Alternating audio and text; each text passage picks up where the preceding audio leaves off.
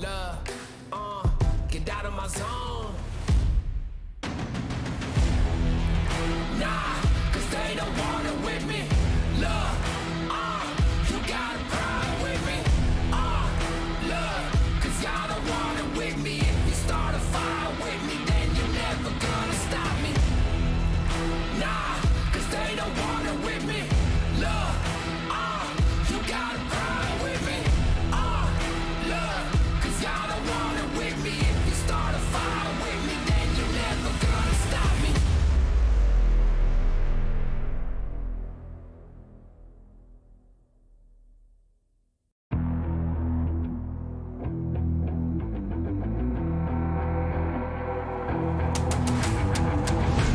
To get it, I'm on the mission, snap any minute, casually winning. Stop tripping on me, stop dissing on me. Yeah, I got a dream, can't take it from me. My fire's burning, I'm always learning. Tell me where to go, man, I'm on a journey. Yeah, I can't explain it, I get excited. Keep it 300, King Leonidas. Strap in, cause it's gonna be a long ride. Working on me every single day and night. There comes a time when your worlds will collide. If it's holding you back, push it right to the side. Ain't got no time for no fear. I work too hard to get here. Ain't got no time for no fear. I work too hard to get here. I don't got the time, put me in, coach. I've been going hard, time to let it show. Everything raw, give it to me now. Let me have the spot, man, it's going down. Gotta get it here, I don't wanna wait. Take what I want, then I go train. Gotta get a win, I won't lose the game. This is my year, I ain't gonna break. Strap in, cause it's gonna be a long ride. Working on me every single day and night. There comes a time when your worlds will collide. If it's holding you back, push it right to the side. On another level, I will never settle. Mind over matter, get the gold medal. On another level, I will never settle. Mind over matter, get the gold medal. Ain't got no time for no fear. I work too hard to get here. Ain't got no time for no fear. I work too hard to get here. On another level, I will never settle. Mind over matter, get the gold medal. On another level, I will never settle. Mind over matter, get the gold medal. On another level, I will never settle. Mind over matter, get the gold medal. On another level, I will never settle. Mind over matter, get the gold medal.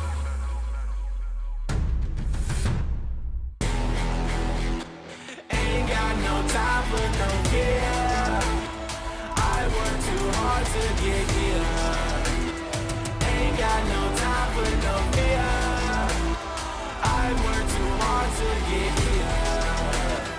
Ain't got no time for no fear.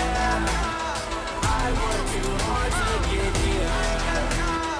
Ain't got no time for no fear. I work too hard to get here.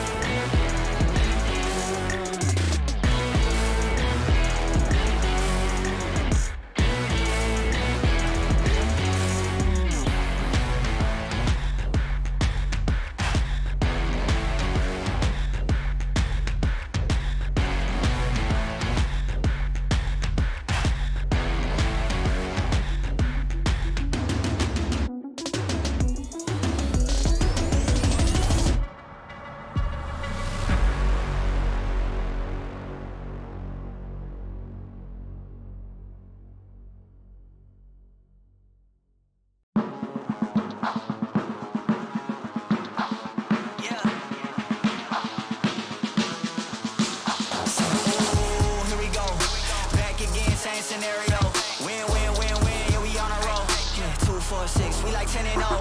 I should probably tell them something that they didn't know. Back then we was down with nowhere to go. Shit, might have been down, but we didn't fall. Now we running it like some intervals.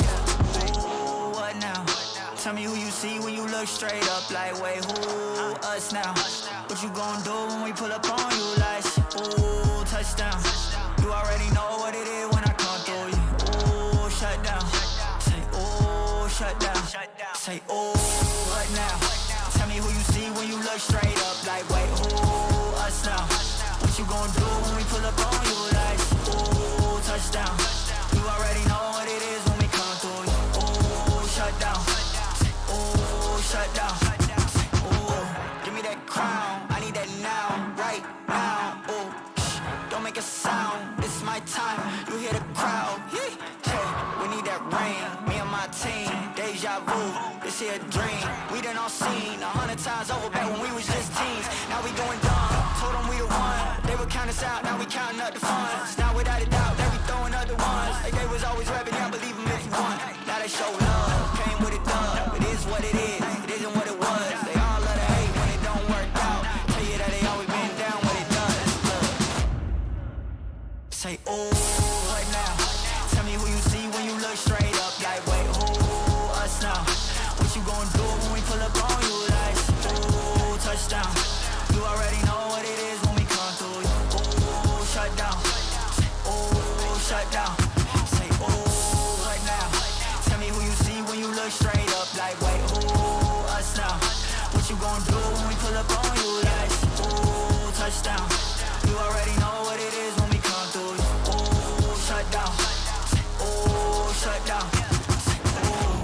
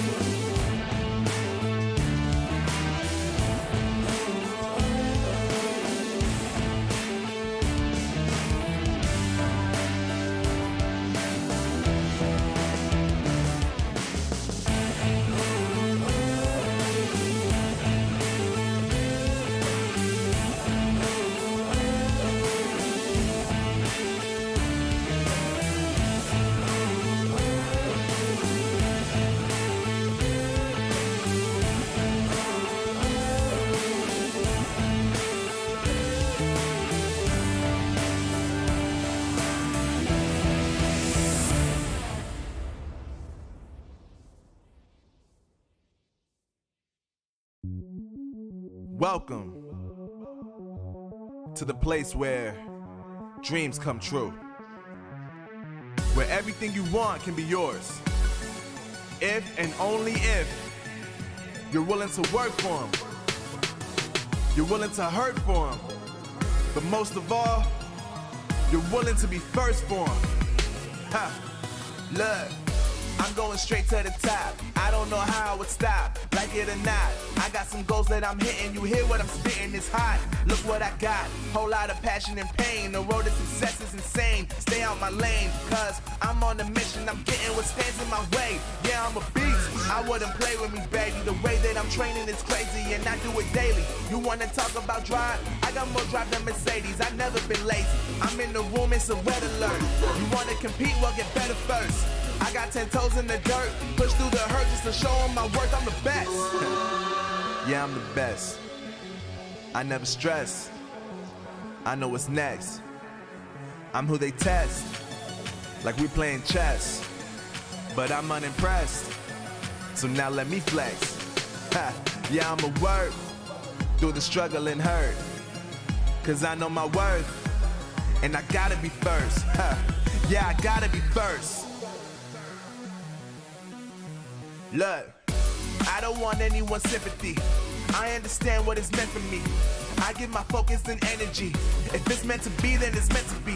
But mentally, I'm undefeated. They hear that and say I'm conceited. Like there's no reason. Like I don't beat them and come back again just to teach them that when you work under pressure, you reach higher measures. They'll try and bring you down, but you cannot let them, and only get better and focus on cheddar. Eye on the prize and you'll become a legend. Like, when I'm in the room, it's a red alert.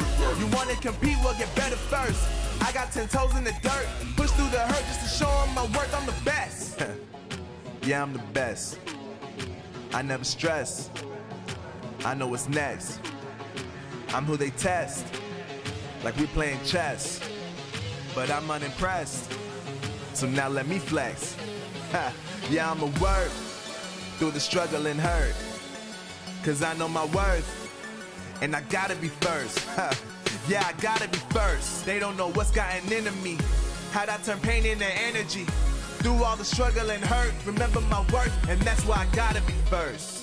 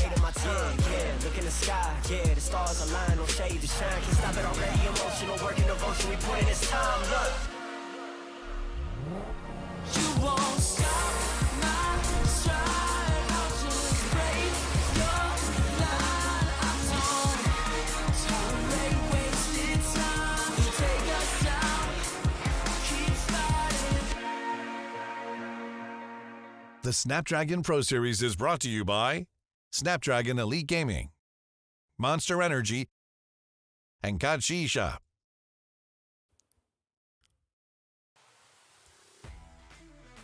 Hello and welcome everybody to the Snapdragon Pro Series. My name is Victor Cax and joining me here, Fasha Bunny. Yes. First week in Free Fire. How are you doing? I'm good. I'm super excited. Just like last night, I got to cast with Daniel Lee, another idol, and as well as tonight, I'll be able to cast for another idol as well, which is Victor Cax. Oh my god, you have been phenomenal. I've seen you before for not only just for Free Fire, for other brands as well. And last week, whereby you were casting for day number 1 and day number 2, it was actually pretty much a little bit biased list, like how we've already talked about it, and you even talked about it with Husky and Danily, that pretty much Thailand was ruling the whole entire leaderboard. But then last night, out of the blue, I think it's because of the girl power. Definitely because of the girl power. Because I had Danily and me was casting, and suddenly like most of the Indonesian was trying their best for day number 4, and some of the players who were at the bottom, let's just say King of Gamers, was actually getting their crown title for last last night, Victor. I know, that was quite the exciting thing to see yesterday. Is like other teams that kind of like got sidelined because of the Thai team dominance now are starting to find the footing. Now they're already kind of adapted to this new sort of battlefield here, and we're starting to see the good teams start to rise up to the top. So we're talking about teams like ALFAINK, teams like Sem9, MDH. They're all trying to vie their way, getting into that top 6 because that's where the prize money is. Oh my lord, and check it out. If you guys have missed out what the prize pool for the challenge stage, and this is only for the challenge stage, whereby first place will be going home with $30,000, and at the second place will be going home with $20,000, third $10,000, and moving on to the 17th to 18th place also will get a piece of the pie from the prize pool itself. But this is only the challenge stage, and even though they are right here at the challenge stage, if they're able to... Exciting thing to see yesterday is like new sort of battlefield here, and we're starting to see the good teams start to rise up to the top. So we're talking about teams like ALFAINK, teams like Sem9, MDH. They're all trying to vie their way, getting into that top 6 because that's where the prize money is. Oh my lord, and check it out. If you guys have missed out what the prize pool for the challenge stage, and this is only for the challenge stage, whereby first place will be going home with $30,000, and at the second place will be going home with $20,000, third $10,000, and moving on to the 17th to 18th place also will get a piece of the pie from the prize pool itself. But this is only the challenge stage, and even though they are right here at the challenge stage, if they're able to qualify to the grand final,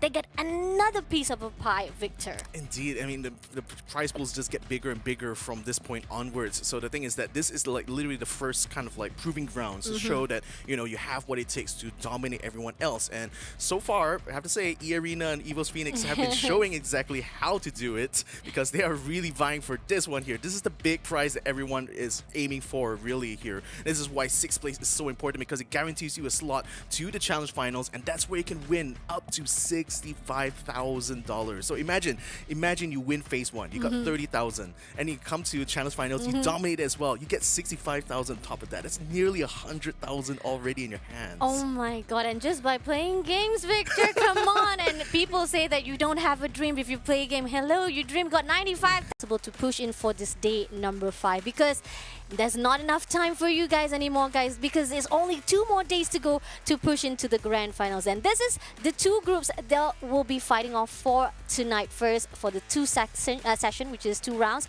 we got Group A, SS Esports, EVOS Phoenix, First Raiders Eclipse, MDH, NIGMA Galaxy, and Sem9. Yeah, meantime, Group B, you got all the favorites as well here. Attack All Around, Anxiety, DEWA United Esports, EARENA, Expand, and Team Flash. We're seeing these 2 groups clash against each other a lot so far in this first phase of the challenge series, and we're already starting to see the favorites here, especially EVOS Phoenix and EARENA. They're still neck to neck. I mean, this rivalry between these 2 squads have been going on for seasons now in Free Fire, and this seems like kind of a culmination of all the tension between these 2 teams. This kind of boiling over right now and leading both of these teams to compete each other for that top spot. Definitely, I gotta agree on. Then again, when you think about it, last night, the thing that is actually surprising when it comes to the prediction or the analysis that we saw from the previous rounds or last week, we saw most of the time the fight will be more intense in AC group compared to AB. Will it be the same for tonight?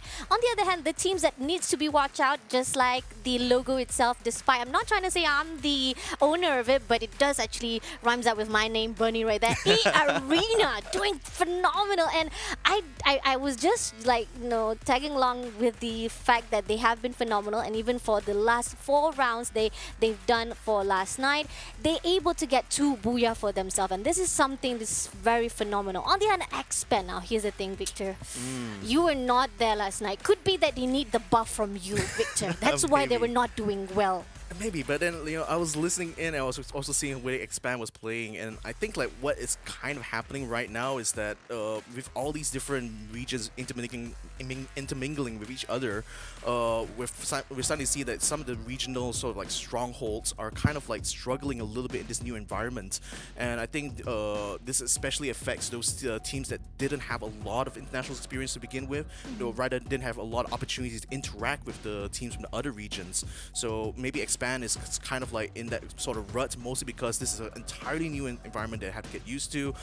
Even though they're decent enough in getting towards the final circles, but it seems like just trying to stand their ground and fight, they just seem to lose out a lot, and that's consequently kind of put them in that second page. Granted, they are on top of that page there, having been able to make it up to 10th place, but then with teams like MDH, Sem9 already kind of adapted this new environment and already put themselves into that top 6. Thus, if this kind of position holds, they will get to the channel finals scot-free. So Expand needs to be able to meet that sort of level of performance here, but so far haven't really seen that from them. Agreed, definitely. And MDH, I'm super impressed because just like how Expand is actually the opposite side. Expand turning themselves down below just 1 point. MDH on their hand, they pushed themselves right at that top 6, just in the nick of time, able to actually take down attack all around. On the other hand, ALFAINK as well, Indonesian team. This is also something that we talked about with Daniel Lee last night, whereby most of the team of Indonesia trying to prove themselves, say that, hey, we're here, we are existing inside our challenge stage, and we're trying our best. There are tough times from the past few rounds, or should I say last week, but on the other hand, maybe it could be the map choice as well. It could be that the reason why they're not actually quite used to the maps that they were done for last week. So this week, when they started out with Purgatory Alpine for the second week, they started to actually have more control of their own rotation. What are your thoughts on that? So I would think that naturally some teams will favor one particular map over another. That is like only natural to happen. But I do feel that at this stage now, especially after having played so many games with the same group of squads, surely you'll be able to kind of like figure out what is the best strategy to go with for every single map. It's not like we're only very specifically focusing on one specific map for this entire tournament. We play all the maps here,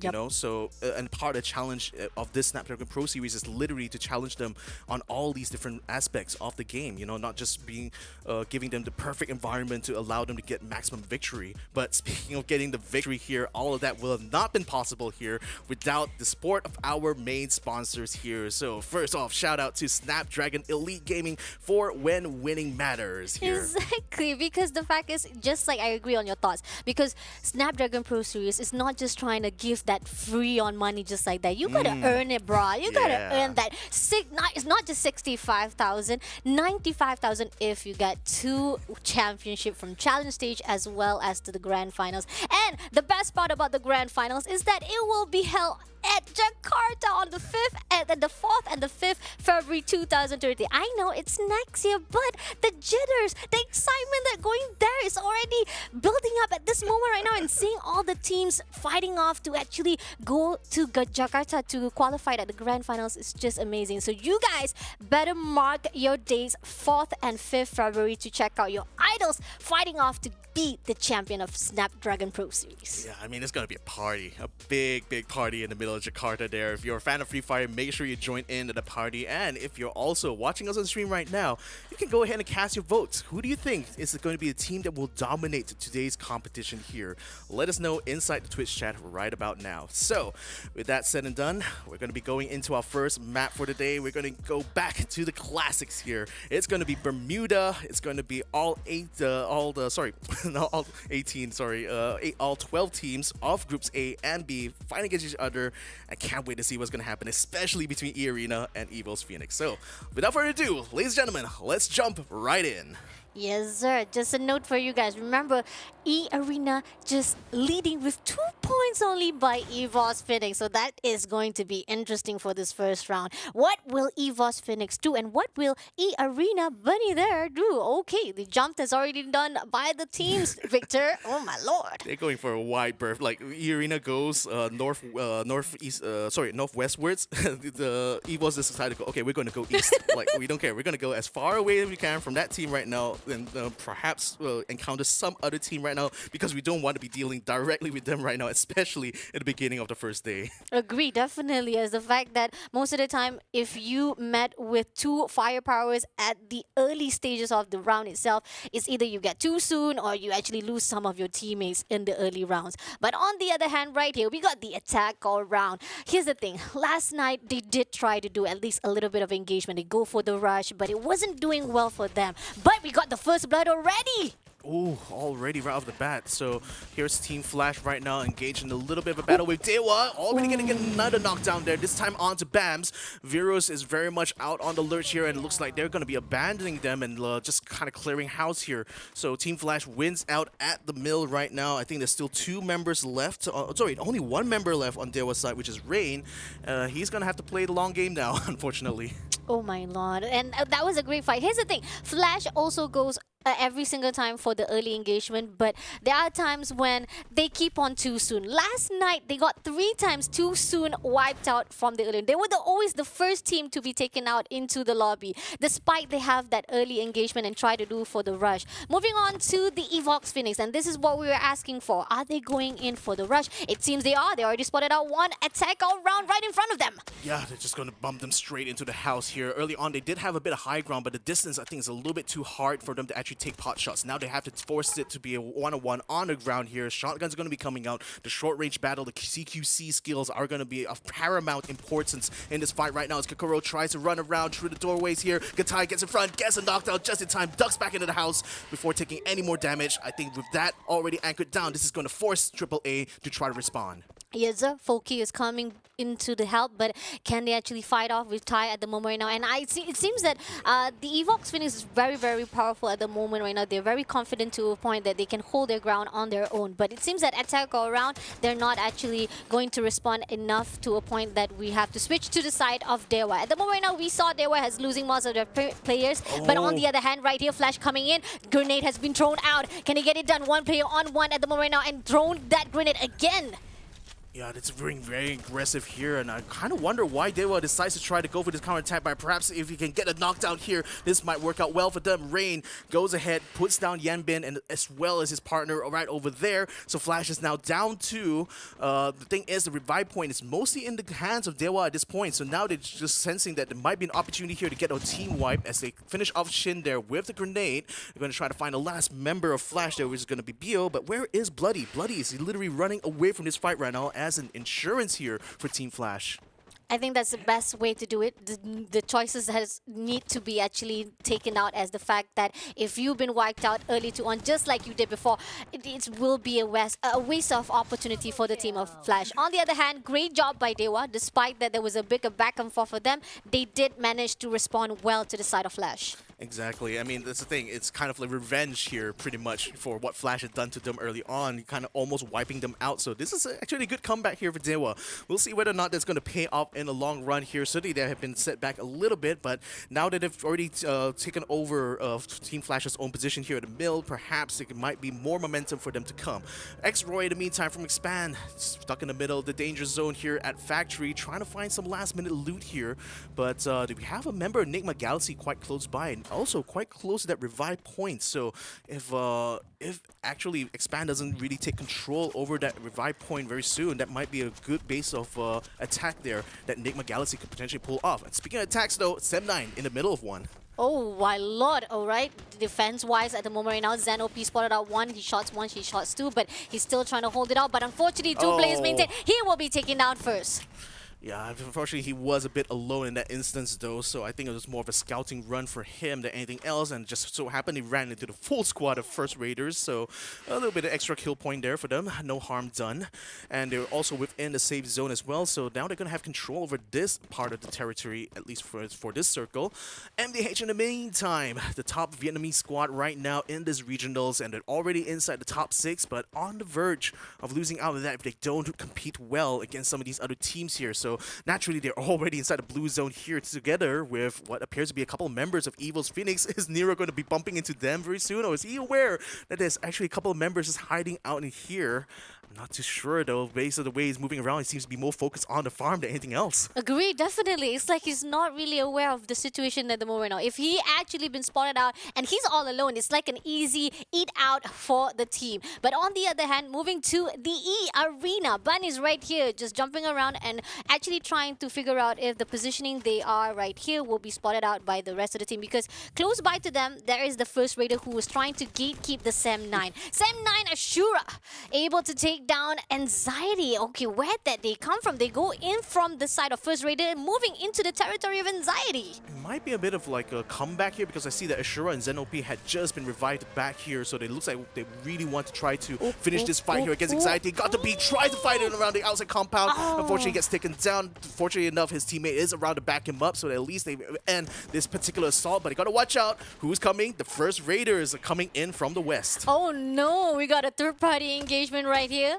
All the moment for the side of uninvited guests. Anxiety, despite they were actually a little bit preoccupied with one of the players from Sem9. Now they got to focus for the team of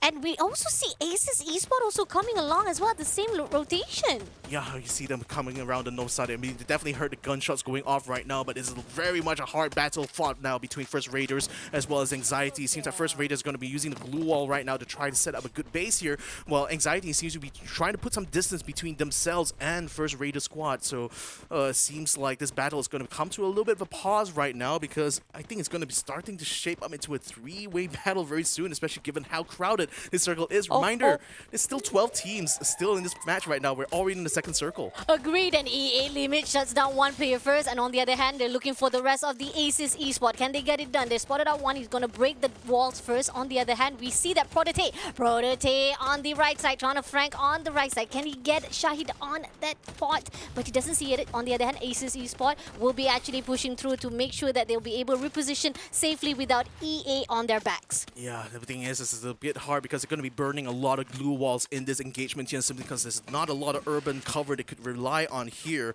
So it's going to be a long and protracted battle there. In the meantime, Expand trying to creep in onto the factory area here.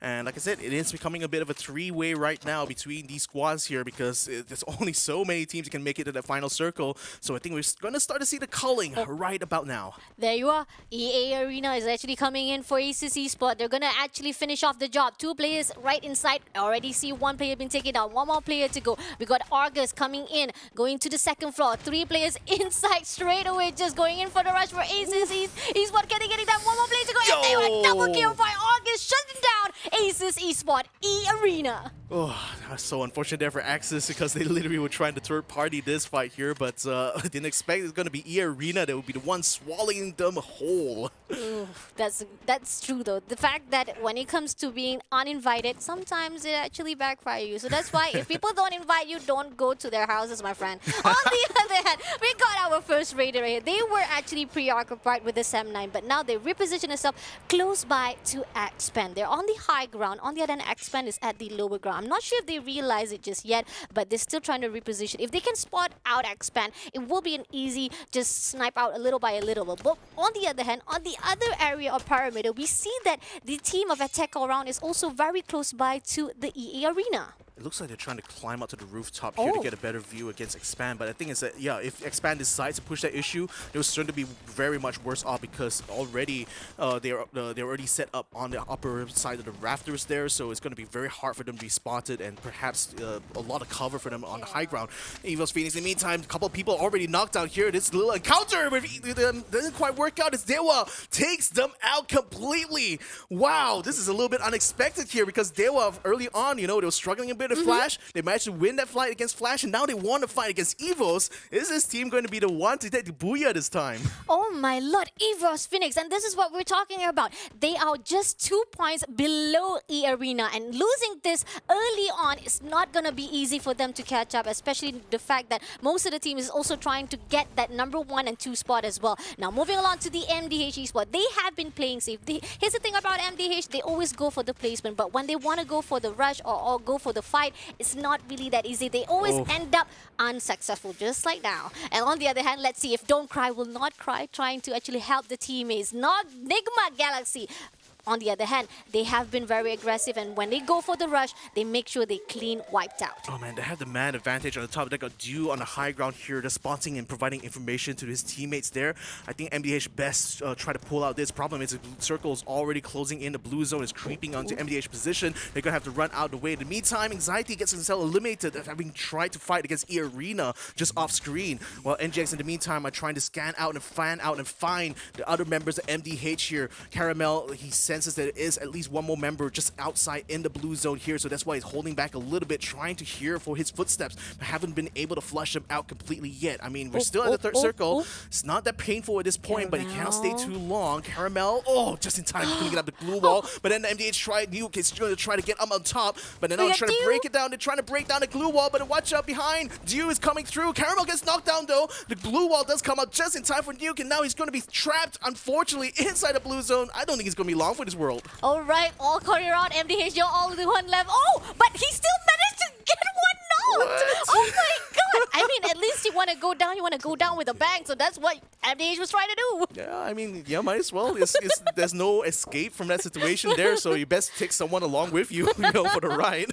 Unfortunately, though, NGX will still be able to bring their teammate back, so at least it will just be a kill point, maybe. I don't know whether that works for eliminations. No, right? It won't. Bit of Too a shame bad. then. But effort. We aim for the effort, my friend. On the other hand, we got the DEWA right here on the high ground. They always try to maintain to get the high ground, I guess. They want to do for the spot, and on the other hand, First Raider right at this moment right now, trying to fight it out. Can they make it through with the team of DEWA? We have one more player too, and Aspen is also inside the building. Expand has as well gone up to the second floor there of this factory area, so they've already taken over the position that was earlier on held by another squad, so now they're just basically trying to flush out DEWA from the zone here, but then with First Raiders also getting to the mix, I think it's getting a little bit chaotic out here, so they're going to have to be very careful about where and when they decide to try to make these attacks work. X-Roy going in front, gets himself knocked down though. Look at DEWA, Bams with the grenade launcher, just killing everyone here from Expanse on the roof. Exel is the last one standing, but he knows exactly where Bams is. He can't quite find an angle to shoot though. He only has a sniper rifle. He needs to wait for Bams to expose himself. Bams is indeed going to come down on ground here, trying to force this into a close quarter battle. All right, Bams waiting for the right time. He goes into the right. On the other hand, we're pushing to the First Raiders. They are actually, but we're back to EXO at the moment right now. They're fighting with Bam. Bams is only holding on to that glue wall, but they're repositioning himself. EXO, nice shot! One hit wonder, amazing, well done. Taken down Bams. That's a great revenge, despite that most of the team members was taken down by that grenade. Yeah, I mean, sweet revenge, certainly, but that's only a single kill point right now. But the job, I think, is going to be much harder from Axel from here on. There's still 6 other squads, still some of them with full stack, continuing to try to fight through. Particularly EARENA right now, locked in battle with Team Flash here. Flash still has 3 members here. Yanbin and Flushin have already been brought back from the revive. Yanbin trying to hold his ground here, right in front of the doorway. Unfortunately, will lose his life a little bit for that little transgression. But in the meantime, let's see whether or not EARENA will be able to hold their own, because I see another member of Expand just waiting behind, waiting in the wings, hoping to see whether or not they can capitalize on this as EARENA scrambles on the outside, trying to take out Shin here, who is one of the last 2 members. Bloody has already been knocked down. Shin is the last one. Wheel's still standing here for Team Flash. He is able to get a knockdown just in time, but unfortunately just in time there comes in shut up to finish him off, and that certainly shuts up Team Flash there. Oh my lord, I thought they had it. They almost had it. That was a great corner round for the EARENA. But on the other hand, EARENA, when it comes to gunfire and the gunpowder, they're just phenomenal, man. Seriously, good job on shut up as well at August, just maintaining at the moment right now. With a few more seconds to go, the zone is even more closer to the side. And First Raiders is coming to the side of DEWA. We have 1 player to go. And here on out, Cal is just going in for the rush. He spotted out Cal. Cal will be taking that kill for himself. Nicely done. I mean, he was kind of over at a point because it's 3 versus 1 there. But then now it's going to be between EARENA, First Raiders, and 1 member of Expand still hiding around just outside the blue zone there. Now only coming into the safe zone. He's going to definitely try to wait this out here between First Raiders and EARENA, because they're both trying to fight off each other. It's right now still a 3-man squad versus a 3-man squad, and they pretty much have them locked down there. Glue wall's already up, but it seems like First Raiders have the advantage of the wall that they're trying to use in factory, but the glue wall broken down. Shut up, trying it. He gets the knockdown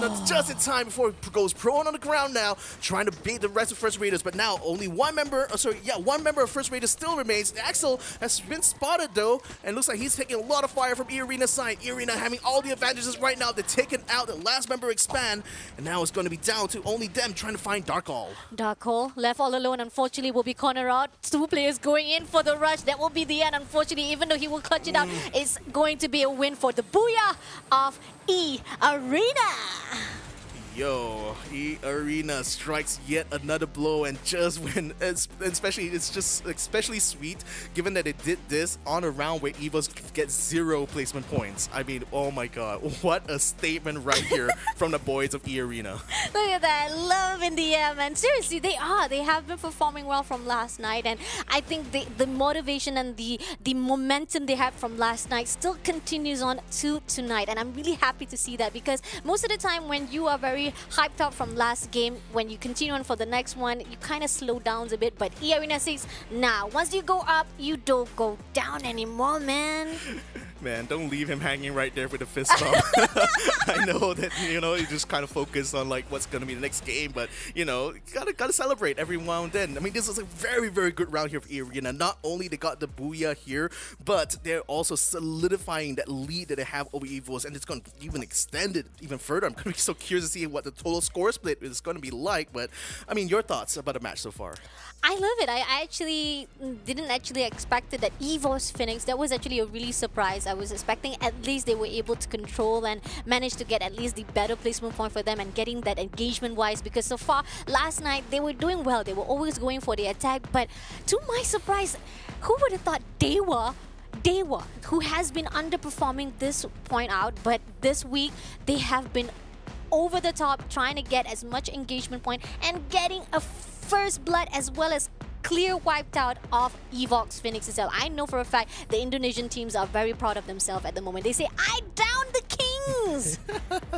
And certainly, you know, it's all about that regional pride, isn't it? Especially in these regional tournaments here. So, DEWA, very, very good round here. Perhaps they have unlocked this special sauce that's going to allow them to start winning rounds from here on out. But it's still going to be shy of getting that booyah, though. It really requires you to get to that final circle before having any chance. But, you know, at least DEWA is now starting to spread their wings a little bit, starting to already have a good sense of where they stand. EARENA, we know exactly where they stand right now. Like 27 points on that total amount of first round. I mean, come on, you can't get off that easily just like that. It was just amazing. I mean, compared to NIGMA Galaxy, who was able to get to at least 31 points for themselves, I gotta say EARENA is on the way as well to get as much momentum for themselves. On the other hand, DEWA, look at that, second place with 17 points. I say that's a lot already for them to push on, and I think most of the teams are already feeling the desperation as well as the intensity to actually get at least to the top level, or should I say to the left side of the page itself, because you know, yes, you have the second match or the second chances that we say when top seeds move into the grand finals. You have to push to at least to go to the grand finals as well. You still have that second chance, but on the other hand, you don't want to be too far behind to a point you don't get that second chance, right? Yeah, exactly. And that's the thing. For a lot of these other squads here who weren't able to perform in that first week, this is literally their time to catch up. You know, just kind of bringing in like a quote from a 7-time F1 world champion here, Lewis Hamilton, where he says, you know, when it comes to races, it's all when it comes to championships, it's always going to be a marathon. It's not going to be a sprint. But then what we're seeing here, you know, is the teams that were lagging behind in this marathon now starting to catch up a little bit, starting to pump in their gas a little and see whether or not they can catch up to the rest of the squads here. And I'm glad to see that, especially for DEWA and First Raiders, because, you know, they've so far been struggling a lot, especially in that first week. But then now that they've already kind of figured out what needs to be done and are starting to show off some good and brilliant performances, especially from DEWA's side, I'm hoping they're going to be able to keep this up. They need this kind of momentum right now more than ever. Agreed, definitely. A great night for the Indonesian for the first round. Hope it will maintain till the end, as we also looking forward to see how will SES says ALFAINK do as well for the next rounds as well, because the fact is we also have another pride and glory from the side of Indonesia, which says ALFAINK is already at that top 4. They are already on the rise to at least maintain their positioning to go to that grand finals. Top 6 going to the grand finals, that's already a great match for themselves, as well as getting at least the most prize as well as the piece of a pie inside the prize pool of the challenge stage. Yeah, and it's all about getting the bigger chunk of the pie, isn't it? Especially by the end of this competition, we want to see who has the biggest pie of all here in the Snapdragon Pro Series. But like I said, it's only the first round here. It's only going to be on Bermuda. When we come back after this break, we're going to be going on to Kalahari. Very different environment, very different type of battlefield, but we're going to find out exactly how these teams perform after these messages. The Snapdragon Pro Series is brought to you by Snapdragon Elite Gaming, Monster Energy, and Kachi Shop.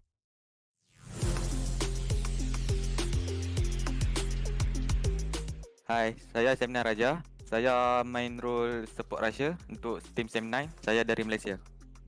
Nak bandingkan season 2 dengan season 1, saya rasa season 1 nak lawan tim sebab semua kita boleh baca dari season 1 punya permainan kan. Kalau kat season 2 ni banyak tim yang baru tapi kuat. Tim baru Indon kan ada Thailand, mereka tukar-tukar player. Dia tak boleh baca player dia punya apa ni role. Dia punya role tak boleh baca, dia kadang-kadang tukar-tukar susah nak baca. Saya punya tim sekarang ni sedang mencari meta sekarang ni. Dari segi weapon, kebanyakan sekarang weapon semua kena nerf lah. Kebanyakan weapon yang orang pakai sekarang semua kena nerf. Weapon yang orang tak pakai sekarang dah kena buff. Mereka cari beli weapon apa mereka nak pakai. Dari segi zone pun mereka tak boleh nak predict lah. Macam dulu boleh predict, sekarang tak boleh predict lah. Sekarang zone kalau pergi kiri dia tarik kanan. Dulu predict kanan dia pergi kiri, kadang-kadang tarik belakang. Tu susah lah. EVOS dia kena cari meta baru, meta predict zone. Lepas tu meta weapon lah. Pressure tu ada sebab sekarang kami sedang tukar player kan. Masih player baru masuk, ada player baru masuk, ada player yang keluar kan. Yang tu susah nak kena apa ni, kena sesuaikan diri dengan player-player tu. Sebab dulu sebelum ni player lain dah faham dah ada punya permainan channel kan. Sekarang masuk player baru, susah sikit nak faham. Kena ambil masa juga nak faham. S-Pen, satu tier S-Pen, EVOS for Need First, EVOS Divine. Sebab saya tengok tim-tim ni ada yang juara dunia kan. Saya tengok diorang ni memang always perform lah dekat semua game. Kebanyakan game mereka macam perform. Kami try tengok lah macam mana mereka kuat, macam mana kan. Nak try jumpa dengan tim tu, nak try rasa dia yang perang tu macam nak start war. Tengok mereka buka macam mana, nak tengok sedap juga lawangan mereka. Senang dulu padu, senang sekarang lagi padu. Nantikan kedatangan kami.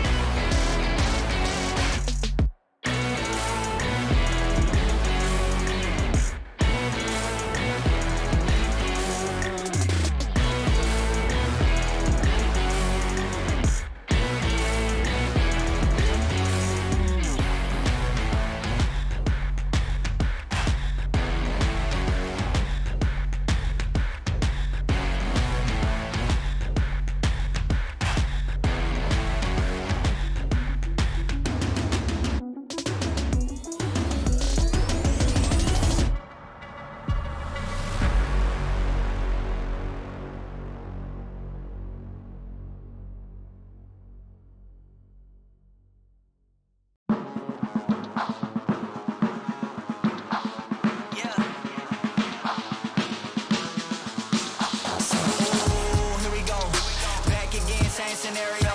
Win, win, win, win, yeah, we on a roll. Yeah, 2, 4, 6, we like 10 and 0. I should probably tell them something that they didn't know. Back then, we was down with nowhere to go. Might have been down, but we didn't fall.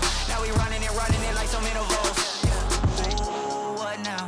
Tell me who you see when you look straight up like, wait, who us now? What you gonna do when we pull up on you like,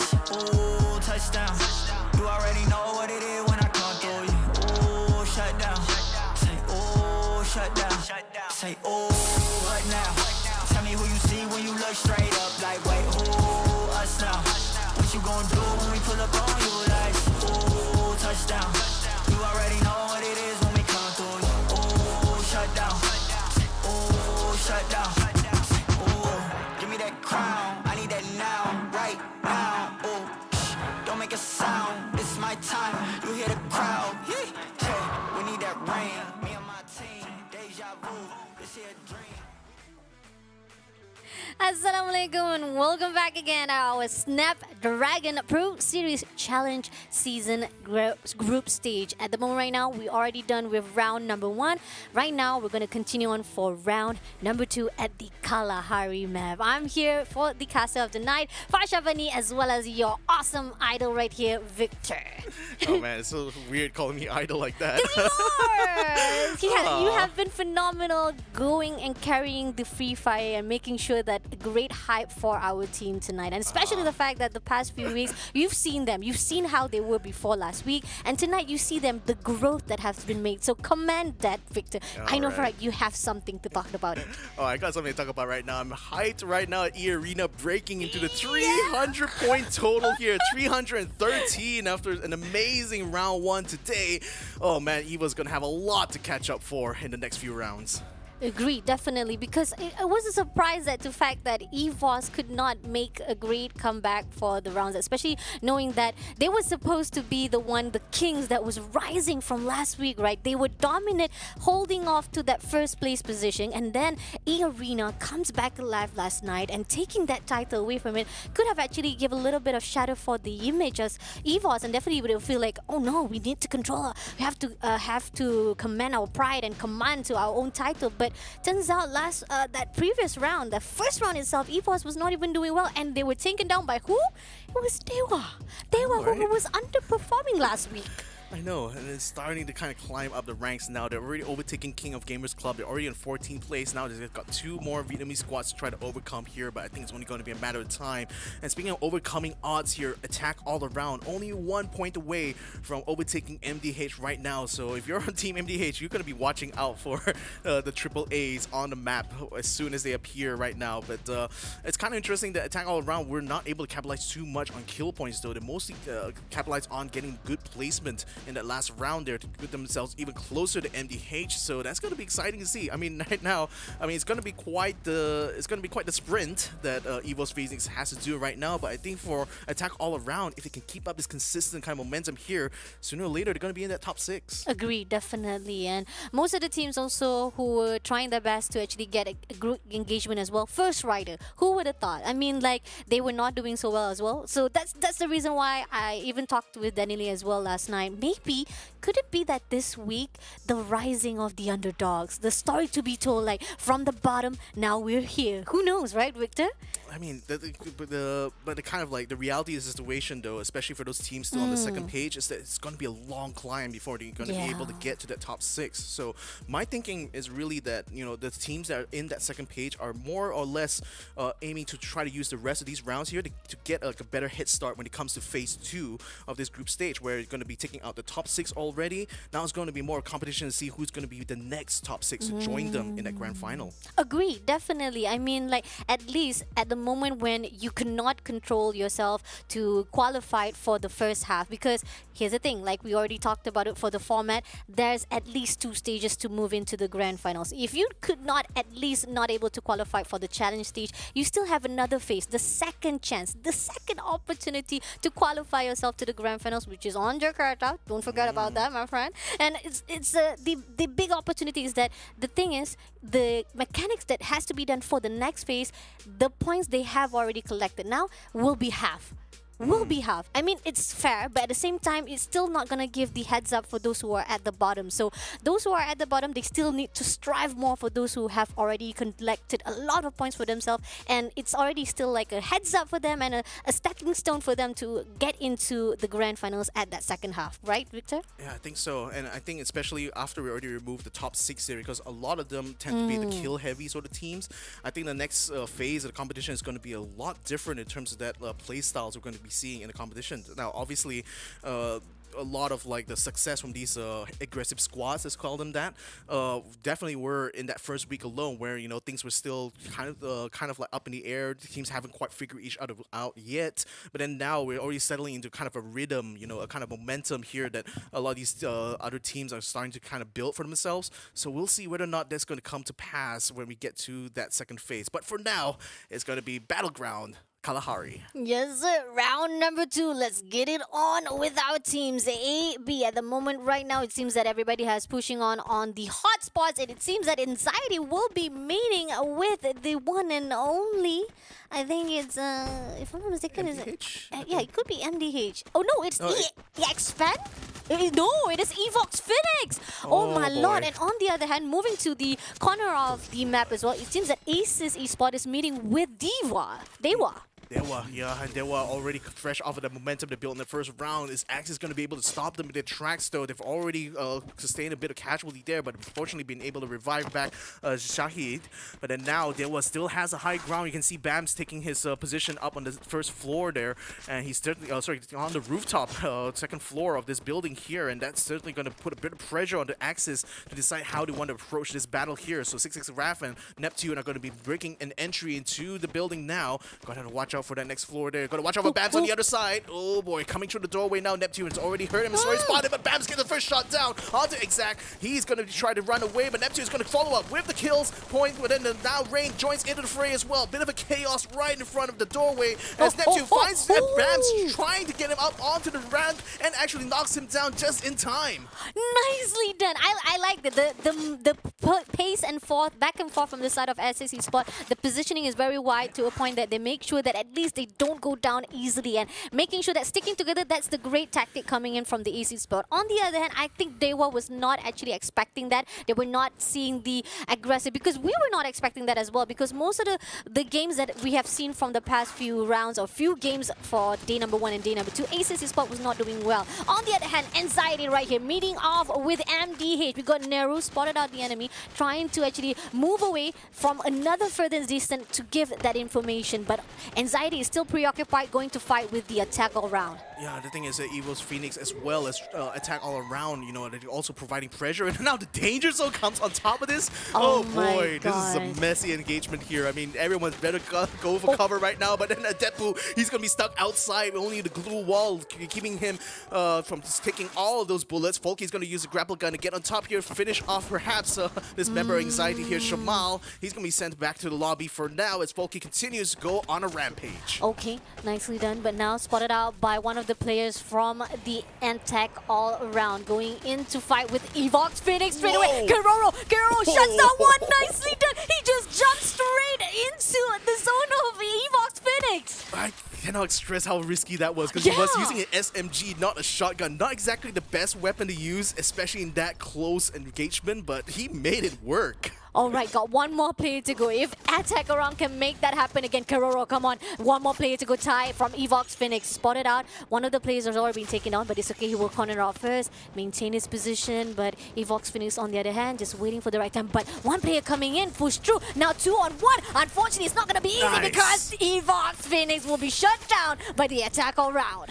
That's why you call for backup. Whenever you're engaged like this, you need to have backup around the corner there to literally back you up, to literally help you win these fights. And win the fight AAA has done so far. One more member of Anxiety still sticking around down by the lower side of Refinery here, but this is why this is such an important place to take control of, because time and time again, we've seen plenty of circles always land somewhere around Refinery. So having control of one of the best kind of lookout spots in the map here is absolutely important. That's why all three of these teams, 4 teams I think I actually counted, were vying over this one very special spot here, because it's the only place where you can have full view, especially when it comes to that final circle. Definitely, and here on out, we got invited guests coming in. First rider wants to join the party. A little bit too slow, a little bit too late, but they are still going to fight off.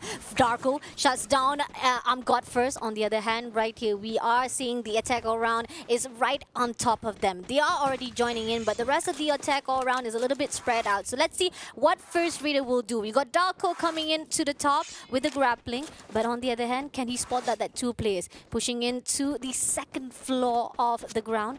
but he still hasn't spotted out the attack around. But he will give that information, and I like this. First Raiders got that first blood, so definitely it's going to build up the momentum to fight off with the attack around the rest of the players. Yeah, and AA not going to be budging from their position, knowing that, you know, First Raiders already have control over the lower ground, but then now it's going to be up to First Raiders to see whether they can knock them off the perch. Meantime, Sem9 taking a lot of damage there from Yanbin. Yanbin now forced to bring out the glue wall after having taken a few pot shots at a couple of members of Sem9. Now trying to keep them suppressed because Bloody is actually caught up in the middle of their lineup there. They really need to try to rescue him from that spot or decide whether or not to abandon this fight here, but it looks like fighting is on the cards here as the newbie pressures them on the cliffside while the rest of Flash tries to fight them on the ground here. Sem9 taking a lot of damage there, and Raja getting himself knocked down. Looks like the fight is not going Sem9's way. No, I mean, Flash has been phenomenal. They have been doing well. When it comes to engagement, they are very brave. But Sem9, they have been defensive. When it comes to engagement, when it comes to a gunfight, they always passively trying to hold, defend-wise to make sure that they're not going to turn down. But that's the thing. If you went on for defense every single time, you don't have those gun power to fight off, to actually give a little bit of offensive, that's when you lose most of the battle. Am I right, Victor? Yeah, exactly. So, you know, you have to pick your moments. You have to pick exactly when's the right time to fight and when to retreat. I think in that instance there, Flash decided to fight, and it actually worked out for them because Sem9 looked a little bit unprepared, even though they were kind of like, had the right idea, right? Like having someone to pressure the cliff side there, prevent anyone from sniping, and then, you know, trying to use Bloody as a sort of like a token, really, to force Team Flash to try to fight it out. But unfortunately, that gambit didn't quite work out for them in that instance. But, you know, you live and you let learn. Agree, definitely. Moving on to the side of DEWA. Now, they had been a great run for them for that first round. Now, it seems that they will be meeting with a great team as well, which is EARENA. Now, 2 Firehouse not going to be so good as the fact that DEWA has been performing well as well. Moving to the side of First Raiders, they were supposed to meet with Attack All Round, right? But turns out Attack All Round decided to actually surrender this positioning. They say that you can have it, First Raider. We don't want to fight with you. But here's the thing. Expand is coming to say hello to the First Raiders as well. Yeah, more crucially, you know, Expand is on the ground, which means they have more control over the revive point. One member tried to use a grapple gun to get on top. Jonger was able to shoot him out there and just force him to go back. But they got to watch out the backside though, because a couple of members Expand are trying to encroach into this area as well. So First Raid is going to have to reposition rapidly here to see if they can set up a good ambush point here for Expand. In the meantime, there was already getting themselves back up to full strength, and I think this is not going to be too unusual for them. I mean, remember, first round they did lose that first fight, but then they came back strong afterwards. So we'll see.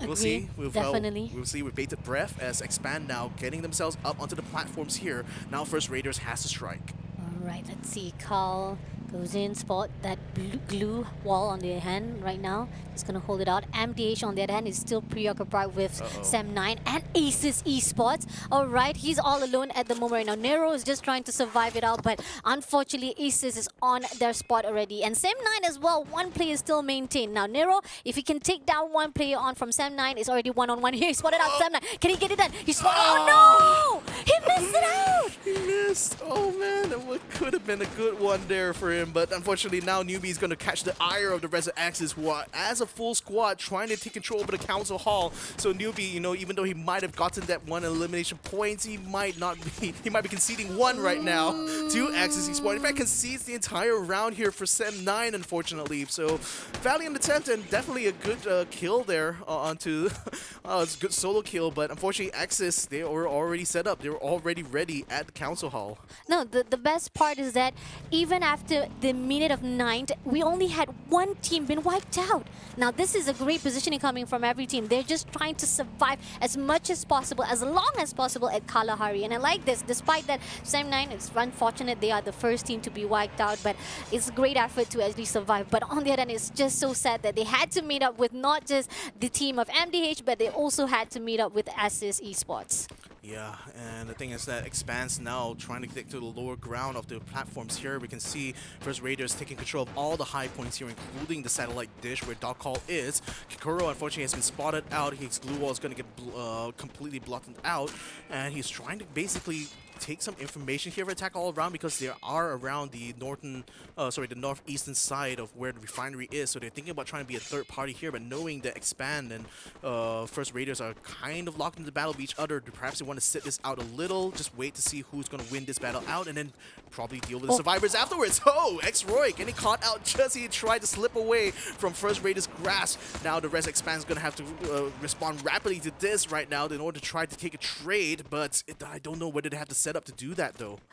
Agreed, definitely. As the fact that they have been waiting for a long time to see that. But Ace Esports suddenly coming along. We are seeing that they are about to meet with the team of NIGMA Galaxy. Oh no, what happened? And Flash is on the top as well. Okay, it seems that Ace Esports is cornered out from the edges of the hill, but unfortunately, the rest of the teams from the Flash is trying to fight out with Aces Esports. Such an awkward position there, especially for Axis, because not only Flash is fighting them from the top ground, but you also have from a distance NIGMA Galaxy sniping at them. So they're just literally getting slaughtered right now. Neptune is the last member still standing. I don't know. He doesn't have a lot of glue walls left here, and Flash is now rapidly moving in onto his position while NIGMA is continuing to try to pound him with shots from a distance. Now Neptune is going to have to stand his ground here as Flash has now positioned themselves down by the cabin here.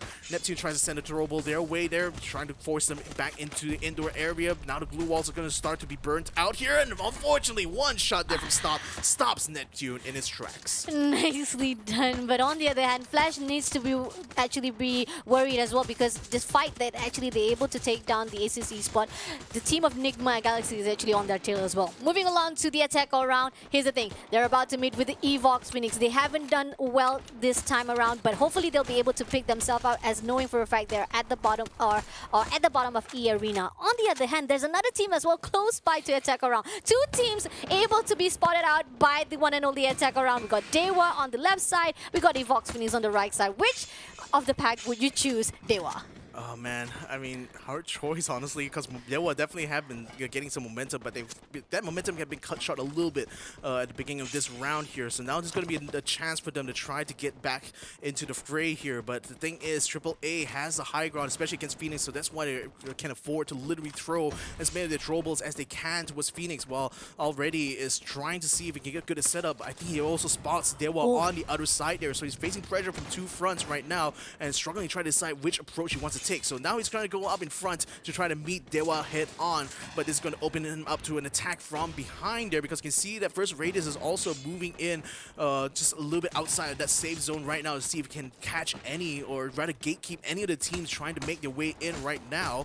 Raids getting himself knocked down and out into the lobby, so DEWA's down to 3.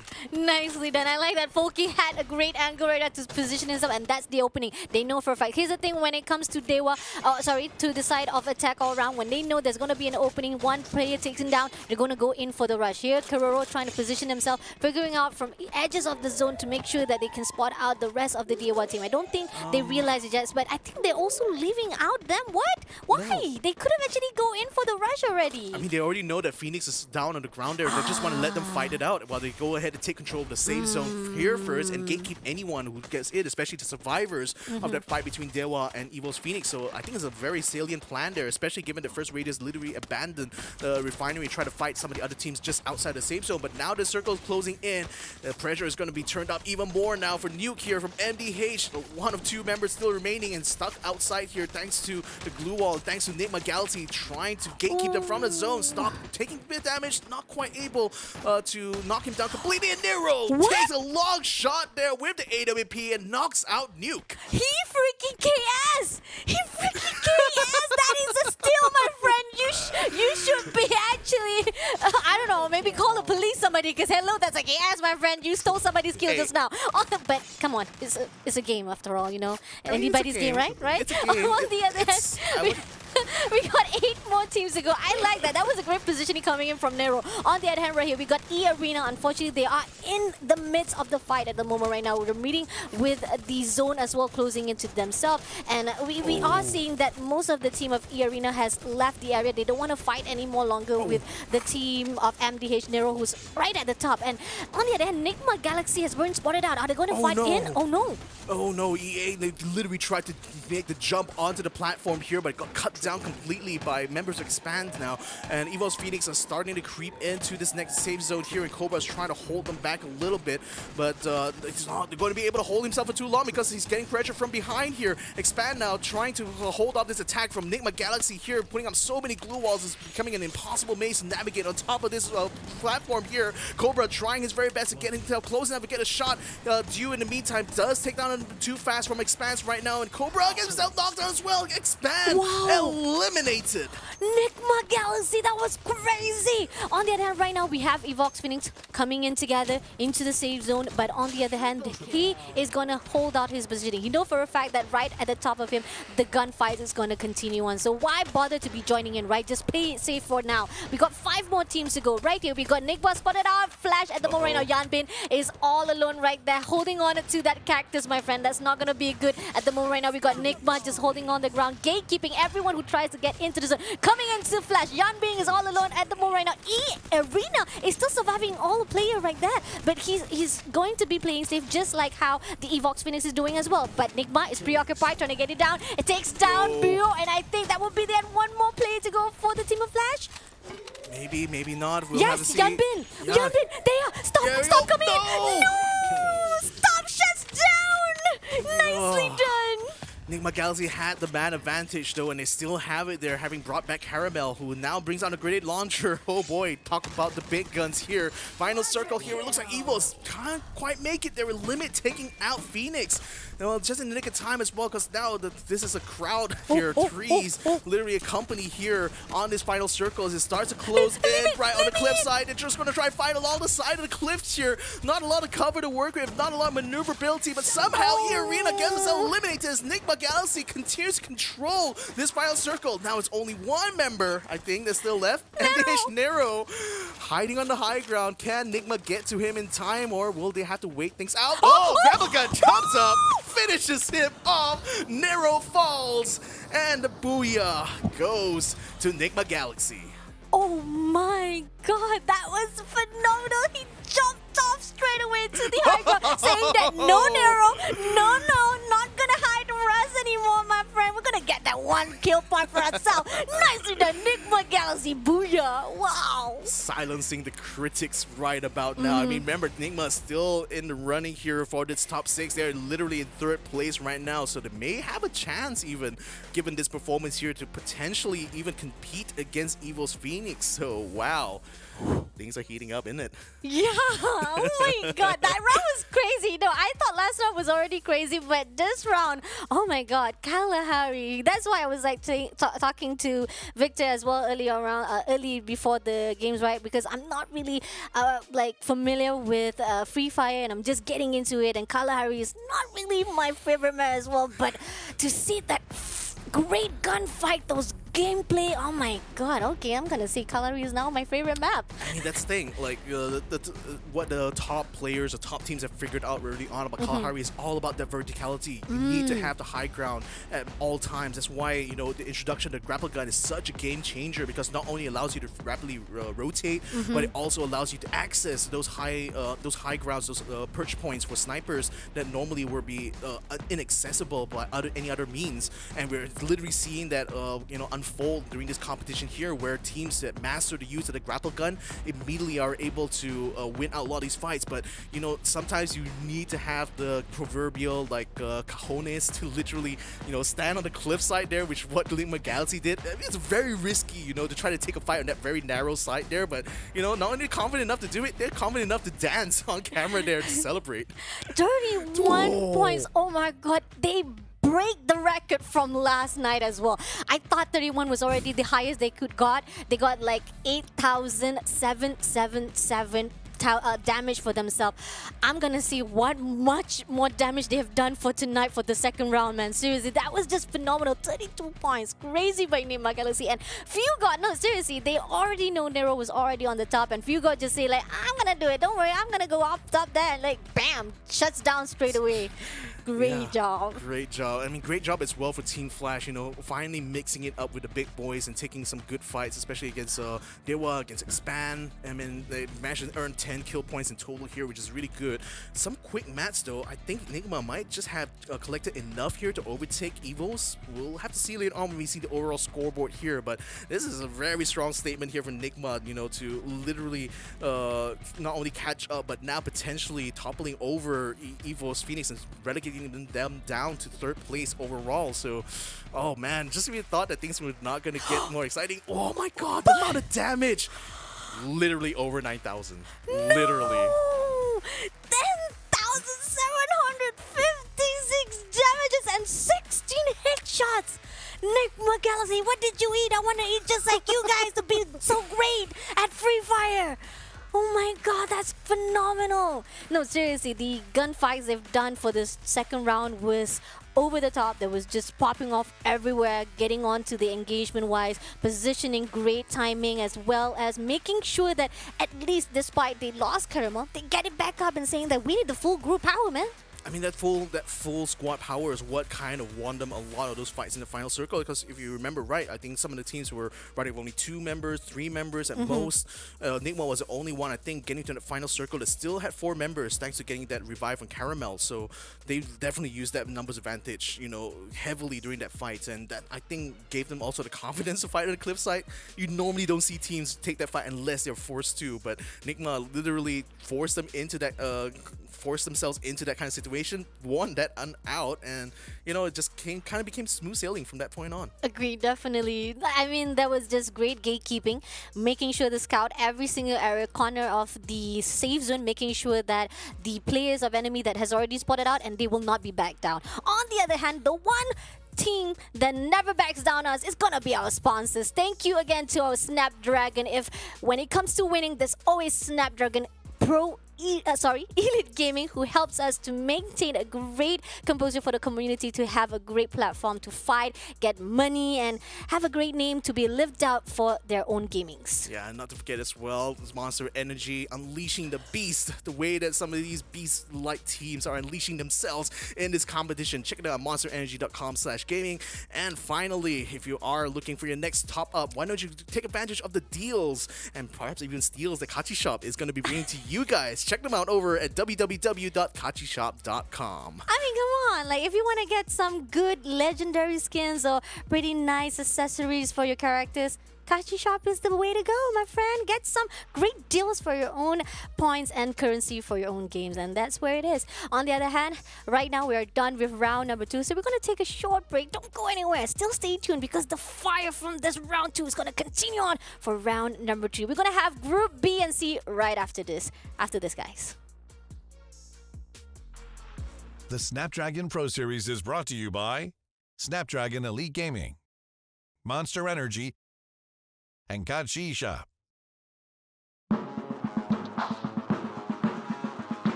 We like 10 and 0. I should probably tell them something that they didn't know.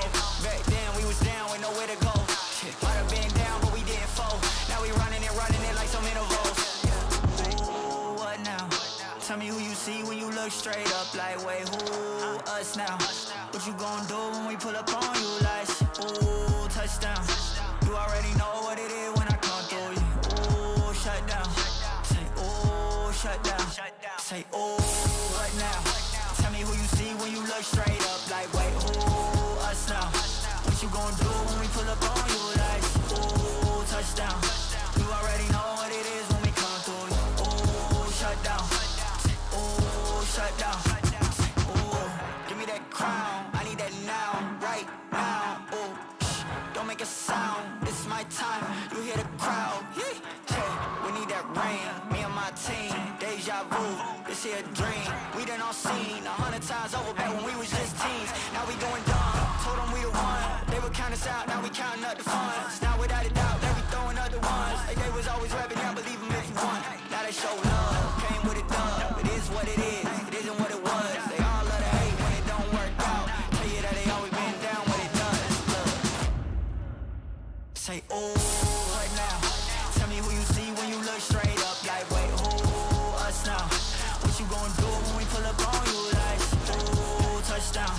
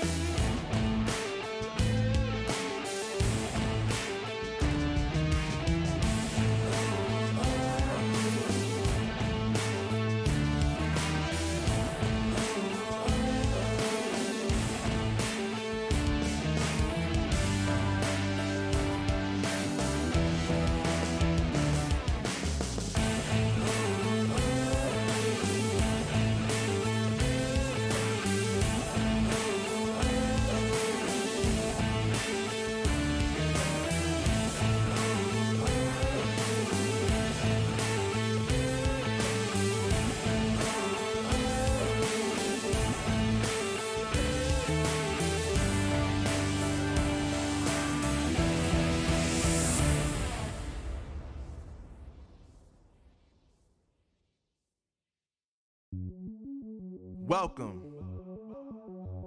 to the place where dreams come true. Where everything you want can be yours. If and only if you're willing to work for them. You're willing to hurt for them. But most of all, you're willing to be first for them. Ha! Look. And welcome back, ladies and gentlemen. This is the Snapdragon Pro Series. I'm here, Victor Cax, and joining me here is Fasia Bunny. We're going to be continuing on this group stage right now. Round number 3 is on the cards here. Another group of teams are going to be joining Group B now to fight it out. And I'm going to be very excited to see how things go turn out because we're starting to already see a lot of the other teams show up to the fights here, especially NIGMA Galaxy taking the booyah. They're breaking records as well with 32 points in that round. Is there any higher they can go? Let's go ahead and look at the overall standings here and find out where exactly they stand. Oh, they just missed out by 2 points of dethroning EVOS Phoenix, but my God. I would say that's a very, very good sign here for NIGMA Galaxy. I would still take it anyway. It's like a deja vu, like EARENA and EVOS Phoenix was only like lead by 2 points, and now NIGMA Galaxy is doing the same thing for EVOS Phoenix, and now EVOS Phoenix is not just having to worry about their top players being great, now they have to worry about the bottom teams right now trying to catch up and snatch that top 2 from themselves. SAS ALFAINK on the other hand is still maintained at the top 4 because they haven't joined in yet, so now is the time for them to rise for their own chance because they have 2 rounds at the moment once they join in to fight with the team B. Hopefully the team has already prepared to figure out what they're going to do because last time for last night they did like a, how do I say, there's a negative and positive, pros and cons from the side of SAS ALFAINK. There were times they were doing well for the engagement, and then there were times they were too soon from the side that they were not able to actually put a great portray from themselves. But on the other hand, I know for a fact Indonesian is looking forward to see what SAS ALFAINK can do for the next round. On the other hand, attack all round, I gotta say that was great. I mean, number-wise, it's still good for themselves, and they were able to take back that top 5 from the hands of MDH, which something that we were looking forward to see, that can they actually take back that point, because MDH was able to actually catch up with them. But now after that 2 rounds, attack around say that nope, it's still our spot. We are able to actually catch up with that top 5. And speaking about some of the other squads here, I mean, V Gaming Esports are now going to have a chance here to respond to expand, kind of pushing them all the way back to that second page there. So that's going to be something that will heat up here as Group C now joins in the fray together with Group B. So EVOS Divine, Farang, Heavy, King of Gamers Club, another team to watch out for, says ALFAINK, and V Gaming Esports now compete against the Group B teams. Oh my god. Now when it comes to Group C, we know for a fact that some of the teams that inside the C is not doing so well, but they are actually picking themselves up. Now here's the thing, that one team that I really wish they could pick themselves up, at least double down their game right here right now, because it's already day number 5. It's FARANG Esports. What is going on with them, Victor? I don't know. I mean, I guess, and this is just literally a guess right now, is that FARANG is kind of finding it hard to adapt to this regional competition here. I mean, granted, they are top within their own local area here. I mean, they're literally one of the top 3 teams in Malaysia, right? So you kind of have a lot of expectations for this squad here. But what FARANG is kind of struggling with is the interactions with the other top teams from the other regions here. And I think this is where FARANG is starting to see a lot of the weaknesses that they actually have within their own lineup here. So hopefully, you know, by this stage of the competition, we're going to start to see FARANG start to put in better performances here. But safe to say, you know, what they've been doing for the last week or so has been nothing short of disappointing. Yep, agree, definitely. FARANG needs to work things out, and I read some of the comments from FARANG as well. They say that they're not used to the region. There was a lot of stuff they need to figure out when it comes to Thai, because roles-wise from the teams of Thais, they always sometimes being flexed. They're very flexible, and this is something that most of the teams needs to adapt as well. You can't just stick around with one role only, and knowing that some of the metas is actually switching by, and even FARANG Esports saying that they're struggling to find out which weapon really suits for them, and that's something that is also need to be considered when it comes to being a top player. If you can't find a weapon that suits your capability and making sure that you'll get that great shot ahead and aiming for a great accuracy, it's not going to be easy if you can't do that with a success rate for yourself. But I mean, I do see that that is one way they can try to improve themselves. But in my opinion, though, is like that's kind of fundamental, like being proficient at the weapons and stuff like that. I think what Farang needs more than anything else is to do a lot more research about the other regions and the other teams and what their playstyles are, because I think that lack of preparedness is what is kind of holding them back at this point. I think if they've actually, you know, gotten the grips quite early on with how the Thai squads actually play, and then dissect the kind of performances they do in their own region, perhaps they will be a little bit better prepared, you know, coming to this competition instead of having to try to play catch up, especially at this late stage of the first phase. Agree, definitely. And talking about catching up and making sure that you are in the face, king of gamers.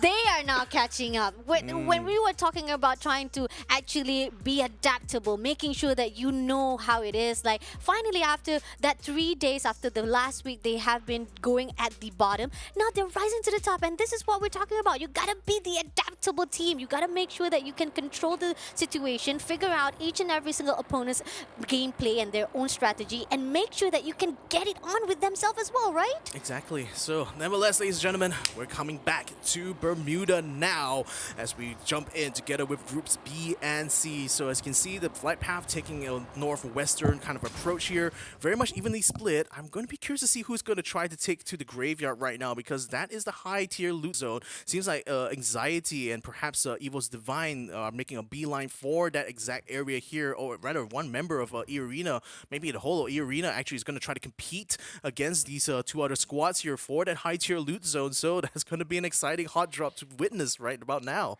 Oh my lord, Anxiety, EARENA, EVOS, Divine at the same spot. This is crazy, but moving along right here, we got ALFAINK getting the first blood already. Ray shutting down one player from the Flash team. On the other hand, I'm not sure what happens there. It could be that Flash was actually away from the team. He was just scouting the area, but Saz just wanted to shut down straight away. And I know for a fact Flash was not on the same positioning, right? It could be that actually they were scattered around. Yeah, they were actually trying to go into Mill, but now they're already pushing to Riverside. So possibly it's a great surrender for them. But on the other hand, losing that one team, they got to actually get the teammates back. Moving along to EARENA now. This is the hot spot that we're talking about. EARENA as well as Anxiety. Yeah, fighting against each other around the outside. EARENA already lost Shut Up at the moment. Now they're trying to get a good trade here. They find one into former Shomai, take him out to the lobby there. Now the thing is, who's going to try to take control over the high tier loot zone, because Anxiety is not budging at this point though. There is a revive point at the southern side of this high tier loot zone, so whoever loses out is going to be making a beeline there, but you already see a member Anxiety trying to take control over that. Well, Potato tries to knock down Kanoho from the rooftop, does knock him off of that rooftop, and they also, in the meantime, says ALFAINK finds that last member of Flash, the second to last member of Flash now. Now the actual last member of Flash is trying to run away here as Jojo gives chase. Oh my lord, and here it is, spotted out one. Oh my, Jojo! Jojo shuts down straight away, nicely done, and that is going to be a total wiped out for the team of Flash. One team out again, and this is gonna be another deja vu we're talking about. Flash always being the first team to be wiped out. That's such an unfortunate situation for the Team Flash. Yeah, a bit unfortunate, especially given that they lost earlier on. I was surprised they decided to come back for seconds, but maybe they thought they had a chance there. Who knows? But nevertheless, though, I think it's a good chance now for EVOS to get into the fight here, because they just took out Limit, hanging around outside of that high tier loot zone. So EVOS seems to be quite content with catching any of the stragglers coming out of the high tier loot zone. And this could actually work out for them now, because they know the EARENA is going to be a lot weaker here. They're already jumping straight into the middle of the graveyard here. EVOS Bion is already on top of the roof. Potato trying to hold himself inside the building while his teammate is already kind of cleared out of the area, I believe. So he's going to try to hold the position here and see whether or not he can delay EVOS in their attempt to try to take over Graveyard. I mean, if we look back from last night, I mean, EARENA was doing well, but oh my god, spotted up Potato just when I talk about it, unfortunately, shutting down second last player. So that means we are left with one more player to go for EARENA. Unfortunately, they're not doing well. This is such a weird, bizarre way, because last night, 2 rounds in a row, third round and fourth round was dominated by EARENA. They were getting the booyah, but unfortunately for the third round for tonight, they're not doing doing so well. Moving along to the side of DEWA right now. They are actually being spotted out. They're going to fight off with the team of Heavy. Yep, Heavy now trekking around the outside. I see only one member here with DEWA. Rain, unfortunately, he couldn't quite stand on his own there in a 2v1, so he will be taken out by a shotgun blast as Heavy takes control over this area. Buffalo is going to try to use his vehicle to try to go in front and rejoin the other members of his squad here, while we see a member of DEWA literally peeling out of the way there, kind of missing Buffalo by a wide country mile. But nevertheless, Heavy has control over this sector.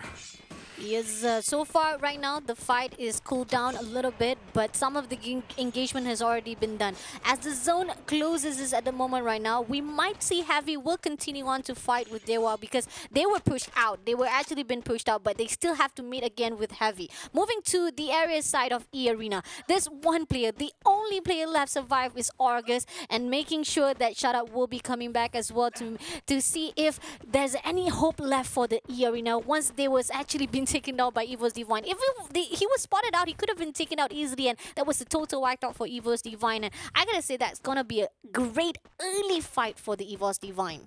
Yeah, but I think EARENA can certainly afford to kind of drop this round or the next one as well, since that their main competition literally is EVOS Phoenix. So whatever points they can get out of here is literally a bonus to add to their current lead tally. So whichever the case, though, they are certainly going to be taking a lot more risks here on out, and we'll see whether or not they'll be able to recover by the time they get to the final circle. And speaking of recovery, Flash has already brought back 2 of their members now to get back into the fight, but now they're just going to have to play catch up when it comes to finding the loot here, while Rain has also been able to be revived back by his team here. So DEWA is back to full strength now, taking control over Kota Tua, trying to find some good loot here to help them in that final circle, because glue walls seem to be rather sparse amongst his squad members. Yep, definitely. This is something that is very critical. Getting as much as item and great equipment for yourself to make sure that you have enough to fight in the battle zone. Moving along, we got it's already in 6 minutes, and so far 11 teams still surviving. And compared to the previous round, we talked about it whereby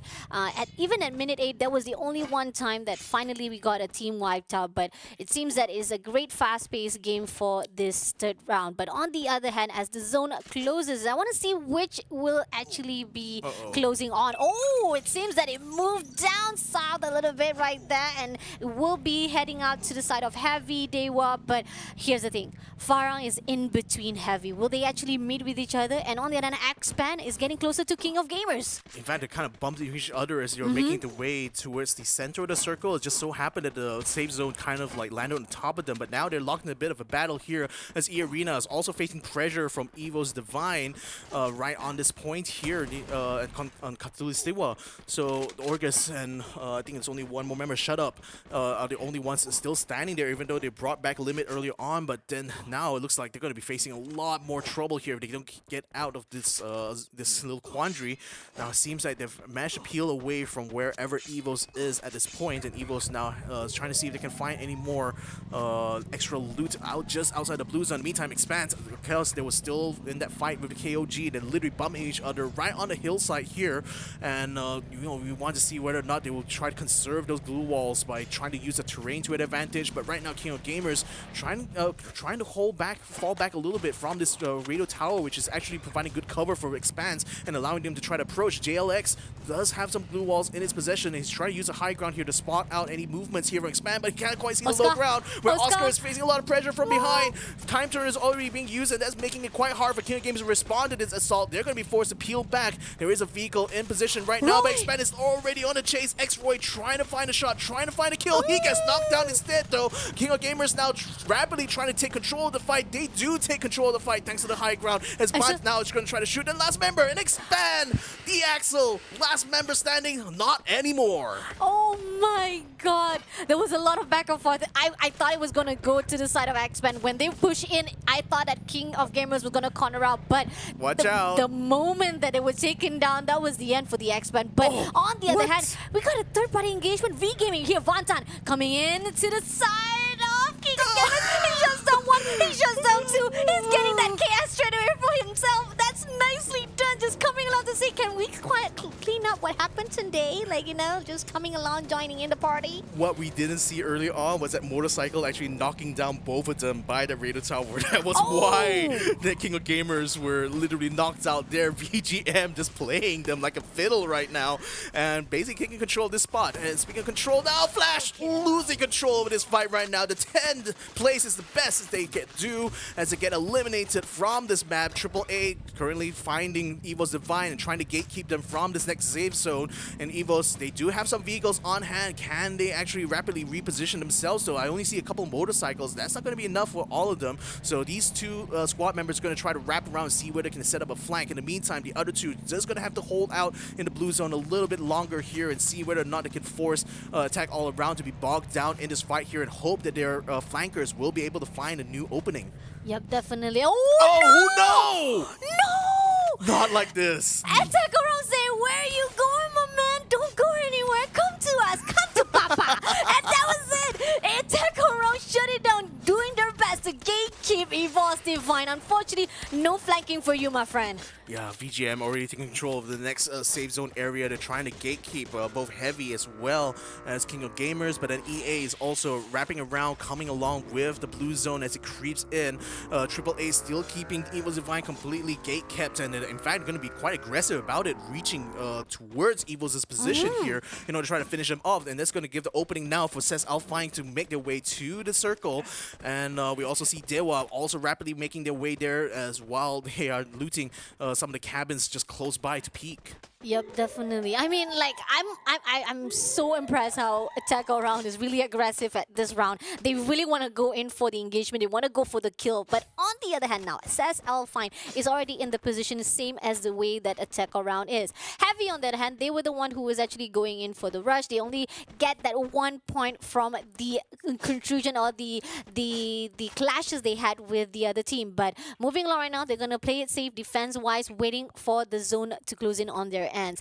On the other hand, for the rest of the teams at the moment right now, they're still at the outside zone. So let's see what can be done for the teams who try to get in. FARANG, there's a possibility they might meet with the Heavy, who is actually positioning themselves at the edges of the zone.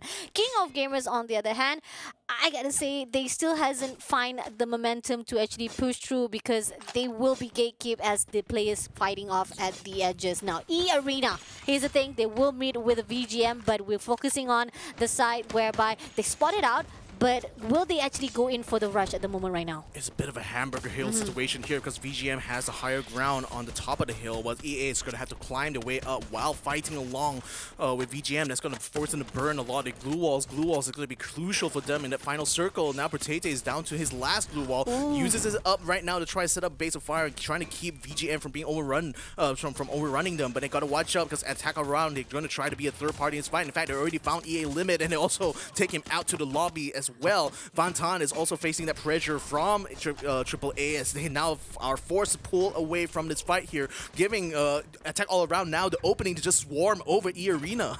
Oh my lord, now this is not good. EARENA, every positioning they have done is not actually on their side. They either been mashed up or they're actually been sandwiched by the team. Now here's the thing, Protete has already been taken down. We have still shut up, still surviving as the solo player. We spotted out VGM trying to go in for the rush for the King of Gamers, but EARENA will be taken down by the one and only Attack All Round. Yeah, Attack All Around still has full strength as well. VGM still holding the same position there, trying to gatekeep people from the next circle there, and that's providing them the high ground advantage. But now King of Gamers getting himself slaughtered as well. But Dembu tried to be a little bit too far forward, gets himself knocked down instead by VGM as they now try to suppress two squads from both sides there. FARANG on the left-hand side and then Attack All Around on the right-hand side. They're now both trying to do a temporary alliance here. In the meantime, ALFAINK gets himself caught out there thanks to EVOS Divine. So they're going to be eliminated in 7th place while FARANG continues to try to push up this hill using the radar tower as a bit of cover. But then at the same time, VGM are forced to burn their glue walls to try to defend against Attack All Around. Alright, FARANG coming through and now they're going to fight off with Attack All Around when they're trying to get into the zone. VGM on the other hand going to pick themselves up a little by little, making sure they're going to gatekeep the zone. FARANG is getting closer right now. Boite holding out, going to go in. Oh, a little bit of that discipline coming in for the glue. No! No! Too bad! It's speed! No! It's it's just an Attack All Around coming in! Everybody is haywire right now. It's all messed up in the zone when they're trying to get in. Heavy on the other hand will be shut down. Now 3 more teams to go. We got Attack all round. We got DEWA, who has been solo this whole entire time, and Heavy is pushing on to the one and only. I think maybe Fuda has already spotted out. He's actually going in for the scouting out. Yeah. Bombs is just right there. They throw the they grenade. fight. There you are. They Yeah, already they know. go in. They already know. Bombs just left all alone right there. Gonna give more pressure. And he also throws a grenade. He's gonna retreat, but unfortunately, full on squad coming to your way. Bombs, can you clutch it out? It's not gonna be easy here. He shuts down, no, but DEWA say, unfortunately, no, my friend. This is the end. Now 2 teams still surviving. Heavy versus Attack all round. Yeah, Attack all around, taking the lower side here as Heavy is wrapping around from the safe zone here to try to set up a good base of fire. And I think Heavy does have quite an advantage here, not just in men, but also in terms of positioning here, because they're quite gathered up on this side of the circle here, whereas like Attack all around a little bit more spread out here. 2 members plus 1 just outside of the next safe zone. So right now throwables are being sent out. Kokoro is able to get a knockdown to the Fudai though, so Heavy is now having to fight with only 2 people, Tom XT and Mill now trying to hold their ground, but Mill now is going to get swarmed now by the other members of AAA. When they break down the glue wall, they break him down as well. They get eliminations done onto Heavy, and that is the booyah. Wow! Despite Heavy had the number stacked for them, it is all for the Attack all round. They clutched it out. That was amazing coming in. I gotta say, that was phenomenal. I really expected that Heavy will be able to control it out, but the positioning wise from the Attack all round was just spurred, especially those gunfights. I mean, that's the way you win booyahs, right? You be an opportunist, and I think Attack all around certainly saw the chaos of that fight before that final circle, and thought that it'd be best for them to try to like be more of a third party in that situation, not try to be on the front lines of that fight. Let the other teams fight it out. I mean, granted, they are conceding some kill points, but then again, Attack all around, their focus is getting the maximum amount of placement points, and they played it perfectly well. You know, held back a little bit, came in to sweep the survivors of that fight, and then went on to use that momentum and the man advantage in order to win out the final circle. Amazing. Great job again. Congratulations to the AAA. Attack all round for their first booyah of the night. On the other hand, I think most of those gunfights also, we gotta take note that Gaming was just phenomenal. They go in for this fight. They did also do a little bit of third-party engagement. And here's the thing, King of Gamers unfortunately was sandwiched. And EARENA, again, another point for them. Unfortunately, they're not able to perform well. And I expected more, especially from last night performance. But as you said before, like, they're already at the top of the leaderboard. They don't really need much. But then again, I don't want them to actually make it as a leisure time for them, as the fact is, when you start to slow down your momentum, it will go even more as the time passes through. And despite whatever it is, you don't want to be too hasty in what you're doing at the moment right now. And moving to Kororo, here's the thing, I gotta say, last night he was also phenomenal with the sniper. Every shot he does, it always gets on to the point. Yeah, everybody on the map better watch out as soon as Kokoro picks up the AWM, because he is an absolute god on that weapon right now, at least for this regionals here. So the final tally of points here, Attack all around with the maximum, or rather the highest share of the points here at 27, 15 kills for them. EVOS Divine very close behind them, 16 points for them, just ahead of V Gaming Esports at 14, tying them up with the fellow Vietnamese squad here in form of Heavy. I mean, these guys certainly had put in the work here, and it really shows. Definitely. I gotta say, most of the Vietnamese is really performing well for this round, as the fact that some of them was going in for the positioning, and they did actually get a lot of the kills. Heavy was actually at least getting out of their comfort zone. Most of the time, they could not actually make sure they're able to actually go into the last zone and getting some of those kill points. But for this round, I gotta say, it's just a section. Maybe there's some patterns they will finally actually break through, and they were able to be a great, more passive and aggressive inside this round. On the other hand, Farang, I'm surprised. I mean, I gotta say, they were not performing well the past few days, but tonight it seems that despite their passive aggressiveness, maybe placement point is all what they wanted this whole time, I guess, Victor? I just love the fact they use the phrase passive aggressive to describe Farang there, because, like, I mean, that's a funny kind of image to think about. But certainly, I mean, that's still 9 points for them, so it's good. It's a decent performance, but not really you know, enough to lift them out of that second page. But for attack all around, though, having done 14 headshots, I mean, man, these guys, they're definitely trying to put themselves up there. I mean, they're not necessarily like on the same par as like the other powerhouse Thai teams like EARENA, EVOS, as well as NIGMA, but they certainly do have skills in their hands, and we've seen them time and time again being able to pull off like massively brilliant plays, just that sometimes they haven't been able to bring it all the way to home base, so to speak. So now they're finally able to get another booyah onto their points here. I think that's going to give them a better case right now to be part of the top 6 by the end of this phase, so we'll see how it turns out. I mean, this is the second booyah for them. I mean, at least they able to actually break another bridge of them saying that at least we got another booyah finally. I mean, like there was a great massive gap between them, feeling like most of the team was able to get at least 2 or 3 points, but them they feel like they stuck at that one booyah only. But now finally break that 1 point. But on the other hand, they can't, they have to feel powered as well, because the rest of the teams are still struggling to get their own booyah, right? Some of the teams still struggling to get that booyah for themselves. But on the other hand, I gotta say it's a great round for that round, and hopefully for the next round the team BC will give even more potential to see how they're gonna pad it out at the Kalahari. And on that note, ladies and gentlemen, we're going to be finding out with the next few rounds here, so make sure you guys stick around, because we'll be right back after these messages. The Snapdragon Pro Series is brought to you by Snapdragon Elite Gaming, Monster Energy, and Kachi Shop.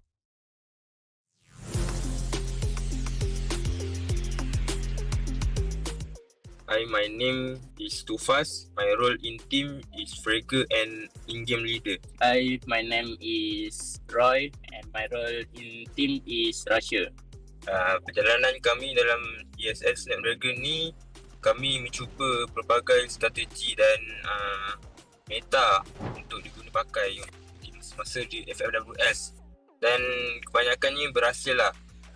Cara kami adaptasi dengan meta terkini, kita orang sentiasa baca update-update setiap page yang Garena bagi untuk kita orang lebih faham dekat statistik weapon, perubahan zona, karakter skill yang berubah-ubah dan karakter skill yang baru akan kita orang kena study lah.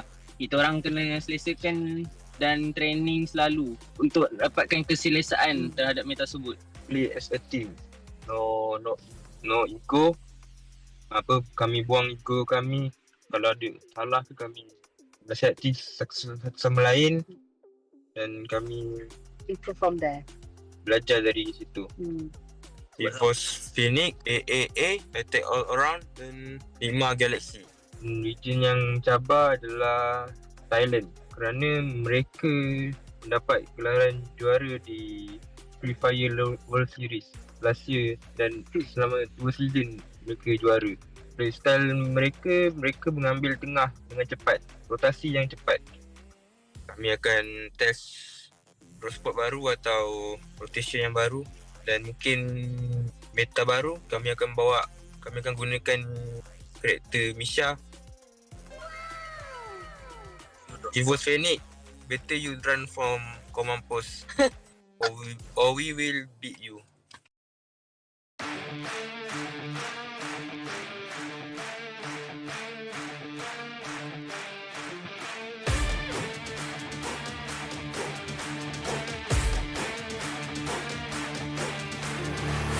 Look at my shine with the glow. This is my time with it though. This is my time to be way at the top. Me and my guys gon' pay out the block. I don't look like boss. Time's right, and I know the sea is walking in the limelight. Promise you gon' wanna watch like a sci-fi. My guys are high risers, high tide. Might drown if you come to my side. I pledge allegiance for lifetime. My squad connected like Wi-Fi. We grind and you see the highlights. This my life. It ain't a game now. Me and you, we ain't the same now. Lions coming out to play now. Opposition out the way now. Out of the way. You wasn't invited. Say you come to play. I dare you to try it. You don't wanna try me. Don't step up to my team. Yeah, out of the way. Yeah, yeah. Out of the way. Yeah, yeah. Out of the way.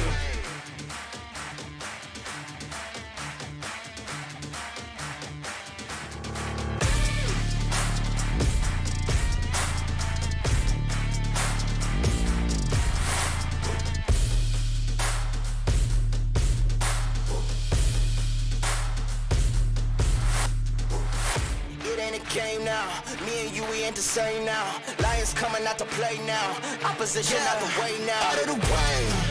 You wasn't invited. Say you come to play. I dare you to try it. You don't wanna try me. Then step up to my team. Yeah, out of the way. Yeah, yeah. Out of the way. Yeah, yeah. Out of the way.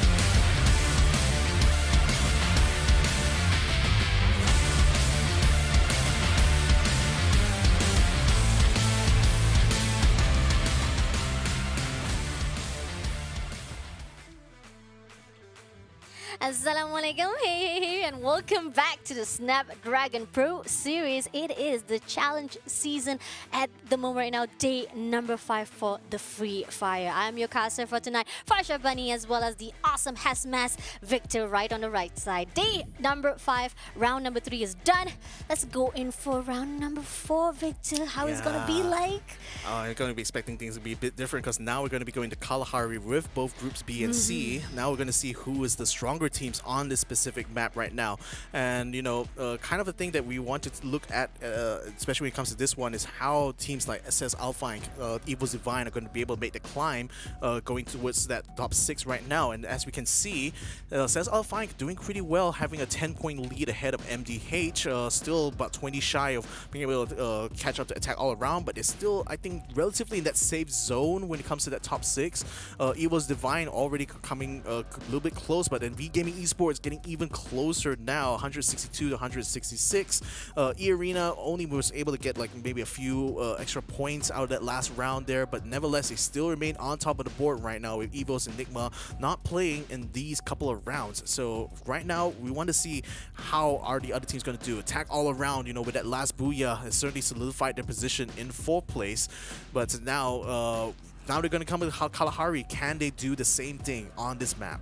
I mean, I'm happy to see Attack Around is back again at the top 4. It's like back again on day number 3, whereby after day number 3, they were able to topple to that top 4. But are they going to be able to maintain it? Because last night, it was already been taken out by ALFAINK, it was taken out by MDH, Sam9, and I'm even more disappointed the fact that Sam9 for tonight as well is not doing so good. Some of the teams that we expected from last week was going to be consistent. Turns out it's still going to be struggle for them going into 2nd week. Yeah, it is. So we'll see how they're going to try to use the rest of these rounds here to get some extra points. Expand especially needs to try to catch up to where V-Gaming Esports is, and right now they are about, what is this, less than 10 points behind, so certainly something that's approachable, but they need to have that Booyah. They still have that Booyah still eluded them for so long. It just feels like it's probably going to be a matter of time before Expand finally finds it, but the thing is that with the pressure brought around by the other other regional teams like Attack All Around, like Heavy, is making it quite hard for Expand to kind of make that trying to meet that objective. So we'll see how it turns out though. But with Kalahari being a very different battleground compared to Bermuda, I'm expecting a little bit of a toss-up, especially for this specific couple of groups here. Agree, definitely. I mean, we have been talking about that once you move into the newest stage, you have to meet up with the best of the best, and you cannot play anymore on your comfort zone. I know you have been like, just as you have you told about to the side that they are from the tops from their own region, from their own individual regions, but moving into the massive of the challenge stage is that you cannot play anymore to their comfort zone or their comfort level, where on their own region side, and need to figure out how to play with among the best of the best teams, and hopefully expand Team Flash as well as First Raiders. I mean, I gotta say, some of the teams who are at the right side of the page, they need to find some momentum that can keep up with those who are already at their comfort zone for that top 6. And you're still in the lead. We got 2 more days to go. This is the last 2 nights for them to get that much points to qualify to the grand finals. Top 6 will go to Jakarta. Hopefully they are one of this. Right now, moving into round number 4, we are going into Kalahari. Yeah, from the east to the west goes that plane. So, and you can see, you know, that high tier loot zone was already quite early on taken by Anxiety here, and no one else seems to want to try to fight them in that specific area right now in the compound. So we're already seeing Team Flash hot dropping EVOS Divine right now. They're looking for those kills early on this game, and in fact they've already caught first blood, and Abax is kind of caught out on the upper side now. EVOS forcing Yanbin to bring out his time turner now to try to hold off this pressure. He's not going to be able to hold him off for too long though, as the shotgun comes into play right now, and the close quarter battles works out here for Flash as they take out the entirety of EVOS Divine. No, this is it. They break the record. They have been the only team that always been the knockdown, the first one, the first blood to be taken out into the lobby. But turns out they break the curse, finally managed to do what they needed to do, be the first engagement and get that first blood. Great done by the Team Flash. Moving along to the VGM, they are now closing into the side of King of Gamers. Now, King of Gamers, they have been doing well last night. Tonight, they need to figure out what momentum they want to go in. So far, we have Binzu just closing off, holding on. They're trying to hear the steps to see if the King of Gamers is getting closer and who will actually push the button first to fight. Yeah, the thing is, the King of Gamers is taking this very slow and steady right now because I don't think they have a lot of information about where exactly VGM is positioned. And given that, you know, VGM is already set up in confinement here, they have plenty of angles to try to play with. So King of Gamers has to be very careful and very methodical about where they advance and how they advance. Oscar is going to be taking one for the team though by going on the outside, so taking a bit of risk, but he needs to get the information right now about where VGM's position is. Speaking of which though, Anxiety now facing a bit of pressure here because got a member of another squad coming in, and speaking of coming in, KOG just going ahead and storming into confinement now, trying to flush out the others of VGM. Boytes around the outside trying to hide to find an angle here, while Oscar continues to scan inside. Looks like, oh, he has already found one on the outside though. King of Gamers now going to have to respond rapidly here as Boytes already taken down one. Now he's blocking the battle with JLX77. He is trying to play ring around Rosie here. Now the blue walls are forced out. Boyte is going to try to fight it out on the other end here while JLX tries to backdoor him, but King of Gamers have been completely surrounded. They haven't quite got the knockdown yet, but now forcing the issue going into the house there. King of Gamers unfortunately take too much damage as VGM counter pushes them inside the house, and an easy loot for them. Wrong move. They shouldn't hide. They shouldn't go into the building. That was a trap. That was literally a bait for VGM. They wanted to corner them out in there and just literally fish them out. Like, that was amazing. But on the other hand, oh my god, King Gamers, they already had that positioning, but unfortunately, they just fall right into the trap of the V Gaming. On the other hand, Anxiety, I thought I saw Attack All Round was just passing through, like, trolling around at the outside of the building. And I was like, hello, there's Anxiety around the area, my friend. Are you not cautious enough? You could have been taken down. But on the other hand, it seems that we are seeing that attack all round is actually engaging with another team. Moving to the side of Flash. A great start out for them, but now they will meet with DEWA. Can they actually fight out with the Indonesia team? All right, this is open. Oh, all right, gonna go in for the glue wall because this is actually open. This is gonna be a little bit too open for them to fight off. So let's see how they're gonna rotate around now. Bo going into the area of the ruins, and on the other hand, there's a shot coming in. The long range shots from Bloody as well as Shin. Can he get it done to the side of DEWA? Two players here. We can see that ball. No! He will be taken out first. I mean, it was a risk he was taking by being so far out in the open, but then now Flash is going to be facing pressure from the flank that DEWA is trying to set up onto them. I felt there was a bit of a bait, actually, when they saw that BO was trying to be aggressive against them. You already saw a couple of members of DEWA rapidly repositioning themselves closer to that safe zone and trying to surround Team Flash. And now the Flash is already down one member, now down two members here. This is looking very, very bad for Team Flash. Can they get themselves out of this quandary? Oh my god, that's a great positioning. DEWA just cornering them out. We got Bams right here just going to do a backstab. Alright, he's gonna close in. One more play to go. DEWA. Rain spotted out one. He sprays. Can he get it done? Bloody is just left all alone. He jumps down to Bloody. He shots. He gets it done. Time turner to both of them, but nope. No time turner is gonna control them. We got Team Flash shuts down by the one and only DEWA United.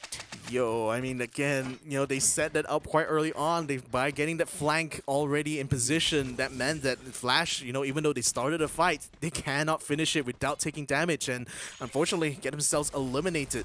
EARENA, in the meantime, getting the revives back in after losing out that fight, which I believe was against AAA, or maybe it says ALFAINK. We'll have to see. As Heavy right now is going to be the next one on the menu here for EARENA as they eat up the Tom XT, who just jumped into their midst. Alright, Argus going on to the second floor. Portateonoran gonna spot out one of the player, just gonna control that second floor first. Now they're gonna position themselves, figuring out where is the positioning of Heavy. Now they wanna use that higher ground. That's gonna be an advantage. Shuts down one player. On the other hand, spotted out another one. Gonna go jump into the area of Heavy. Can he get done? Come on. No. He couldn't. He couldn't, but we still have August. August gonna go in for the backstab. Can he get it done? But he doesn't see it. But we have one more player. We got Limit right here. He's gonna go in for the Heavy. Last more player to go. Shuts one, shuts two, but no, still not enough. Gonna go in for the rush. Argus coming along for the support. Two players going in for the side of Heavy. It's not gonna be easy, but yes, he gets it done, and that it is. We have Heavy shuts down by the one and only EARENA. And also around the Razor's Edge as well for them, because remember, they are already on one revive. I don't know if they could afford another, like a reset at this point, and it's a good thing they managed to eliminate Heavy right in that battle. Since ALFAINK, in the meantime, having control over the command posts will allow them to have control over one of the revive points. We already see attack all around in the center of that next circle. They don't need to budge, but they need to watch out for FARANG, who is right to the west side of them. A UAV is already up there, and that's probably going to give some information right now for some of these squads positioning. In the meantime, Span still trying to reach in from the western side. DEWA on the northwestern side. Anxiety already trying to put some pot shots onto attack all around, it looks like, as they're already receiving a bit of fire from all angles. We also see VGM across the river right there, providing some pressure as Vantan takes out a vehicle there, preventing any escape attempt from attack all around. Okay, this is not so good. As you said already, they are actually been sandwiched at the moment right now, like a bacon between two breads. The breads of FARANG as well as VGM. It's not tasty. I tell you, it's not tasty, my friend. Attack around, they have been doing well. That Booyah supposedly had to give a little bit of momentum for them. So if they shuts down straight away because of this sandwich, it's not looking so good. But on the other hand, I think attack around saying that no more gonna play safe. Let's go in rush with the team of FARANGs at the moment right now. And that's I like that. You don't want to hold on too long to a point that two teams just rush straight to you and you don't know what to do anymore. We have Karoro right here, the one most aggressive player. He gets a lot of the shots for himself to make sure that he can build up and carry the team. But on the other hand, as the one to actually control the area to spot out the FARANG, they still haven't had the grabs of the location yet. So Karoro goes back, regroup back again, and try to figure out the rotation. How are they going to focus and move forward to fight with FARANG? In fact, I don't think they want to necessarily start a fire with FARANG quite yet, though, because as far as it's seen from the pattern that Attack All Around likes to do, they prefer to be gatekeepers as opposed to aggressors. But the thing is, FARANG as well, they're playing very passive so far, so they're not really trying to make the most out of this situation here. Speaking of making the most of things, Anxiety getting a good shot there against X-Roy, taking it out into the lobby. Nicely done. Expand versus Anxiety at the moment right now. Too fast. Already going to spot out the rest of the team from Anxiety. How they're going to respond to this, as knowing that they lost their teammates already. And on the other hand, DEWA sling themselves right here and say, hello, can we join the party too? Well, maybe they might just also get the unnecessary attention coming in from Expand, but they do take out Kanoho in the meantime, so they know, at least Expand knows that they're not alone in this fight right now as they try to peel away.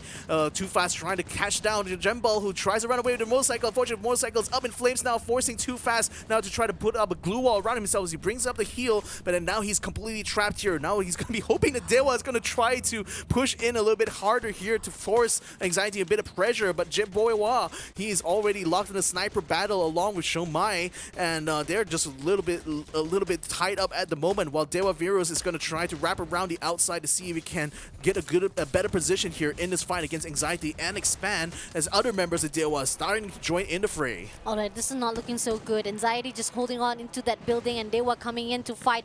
Are they going to actually hold the ground properly, or are they going to just throw the grenade, making sure that Anxiety gets as much pressure as possible? Now, Expand, on the other hand, they reposition themselves. When they already had a fight already with Anxiety, they struggle a little bit, so they need to back off just a little bit to make sure that they hide the right positioning. But on the other hand, Anxiety right here, we got to see Shomai just holding off for the positioning, just waiting for DEWA to come into their trap. But is it going to be easy for them, as they know for a fact there's 2 players on 1. If come in the 3 players squad fighting off into them, it could be a messy situation for the team of Anxiety. But holding on to that second floor, just making sure that they're not overstepping or even exposing themselves, waiting for DEWA to come to get them. Yeah, but the thing is that there's still plenty of windows on the outside, so if any other teams has a sniper, they probably would be able to use that to try to catch anyone inside. That's going to force Anxiety now to try to take the low ground, as they are getting sieged up now very heavily from DEWA.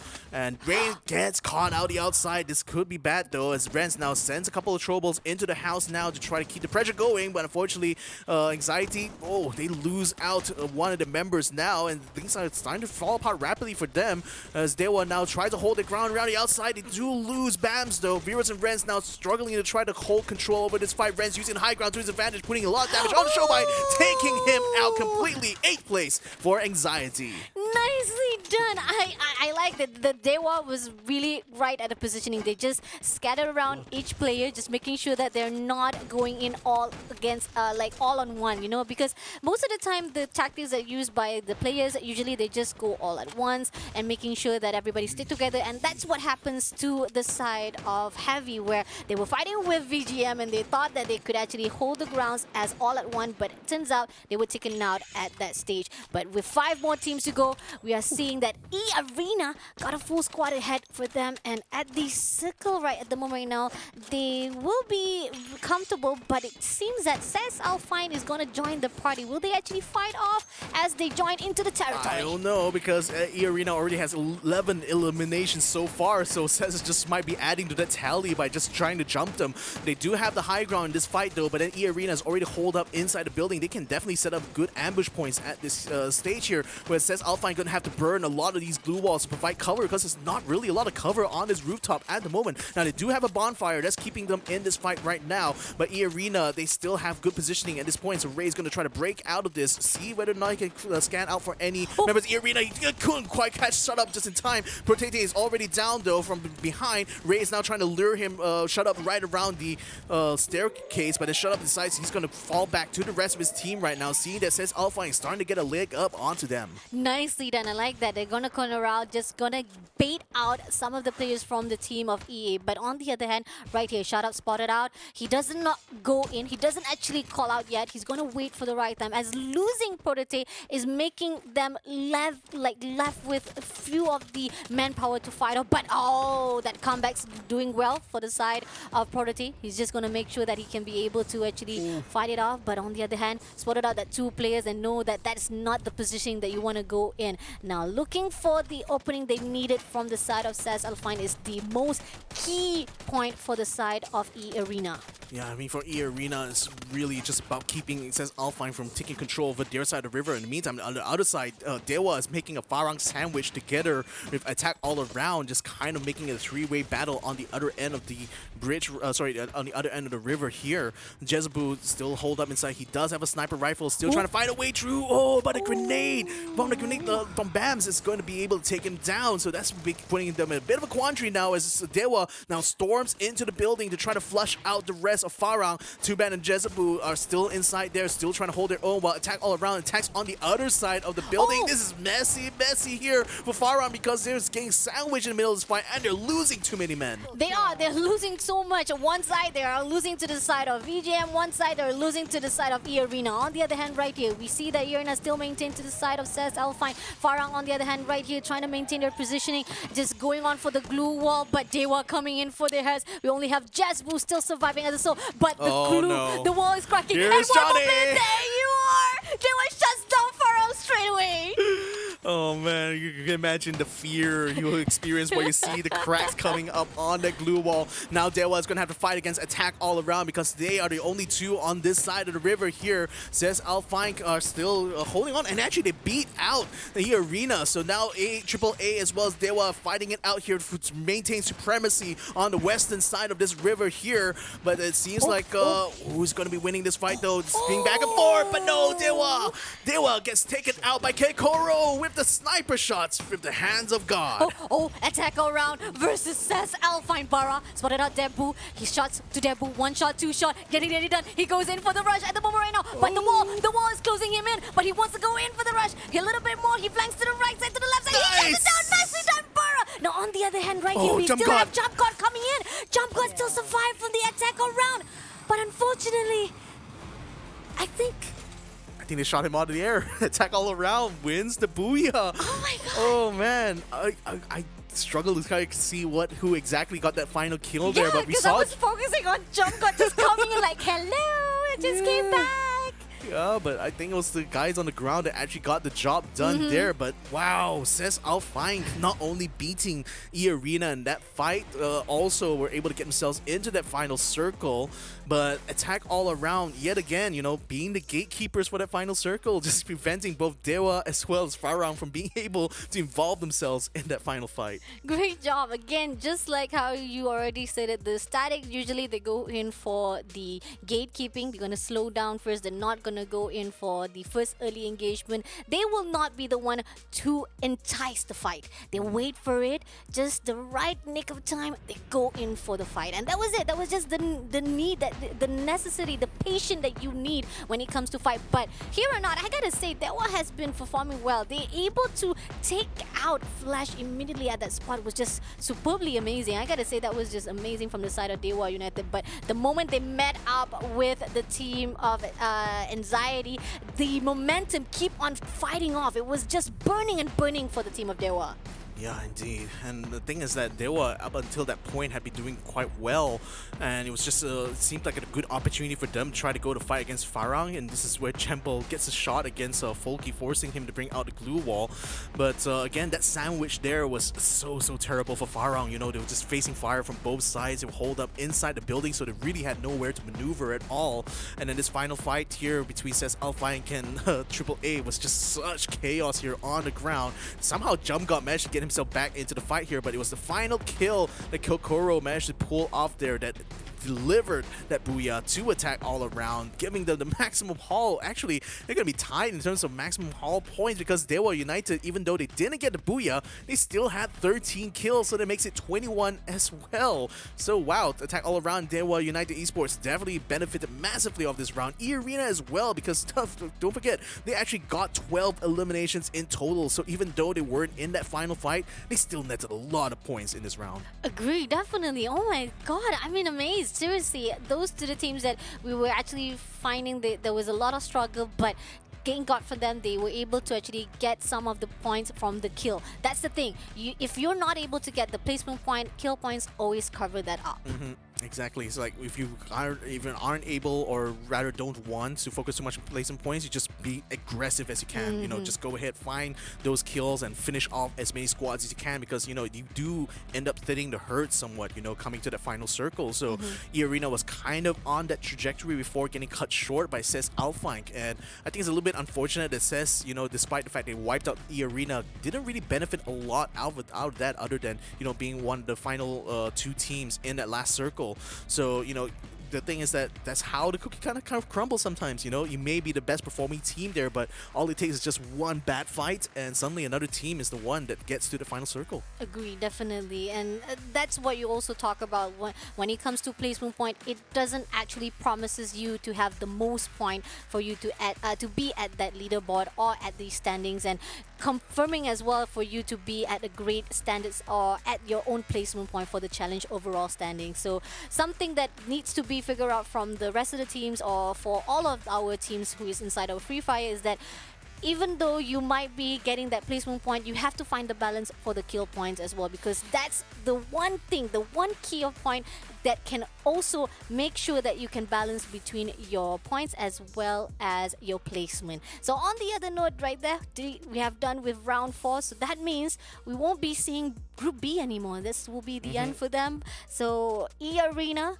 I think they're already satisfied enough for themselves, and I think most of the points for themselves is also good enough for them to maintain at that top one. Maybe. We're not sure yet. But what we are sure of, we need to thank our sponsors for helping us, making sure that there will be a platform for us to fight it off, because if you want to win, you got to win with Snapdragon Elite Gaming, because when you win with Snapdragon, that is when the winning matters. Yeah, and also not to forget our second sponsor as well, Monster Energy, powering these teams in this competition here. Unleash the beast with them over at monsterenergy.com/gaming. And last but not least, we also have to thank Kachi Shop for providing us with plenty of deals and plenty of opportunities to get your top-ups here for all your favorite games. Check it out over at kachishop.com/my. So now that we're already going to say goodbye, we're going to be saying hello yet again to Group A teams, but then that will come only after the break here, ladies and gentlemen. So make sure you guys stick around. We'll be right back after these messages, so don't go away. The Snapdragon Pro Series is brought to you by Snapdragon Elite Gaming, Monster Energy, and Kachi Shop.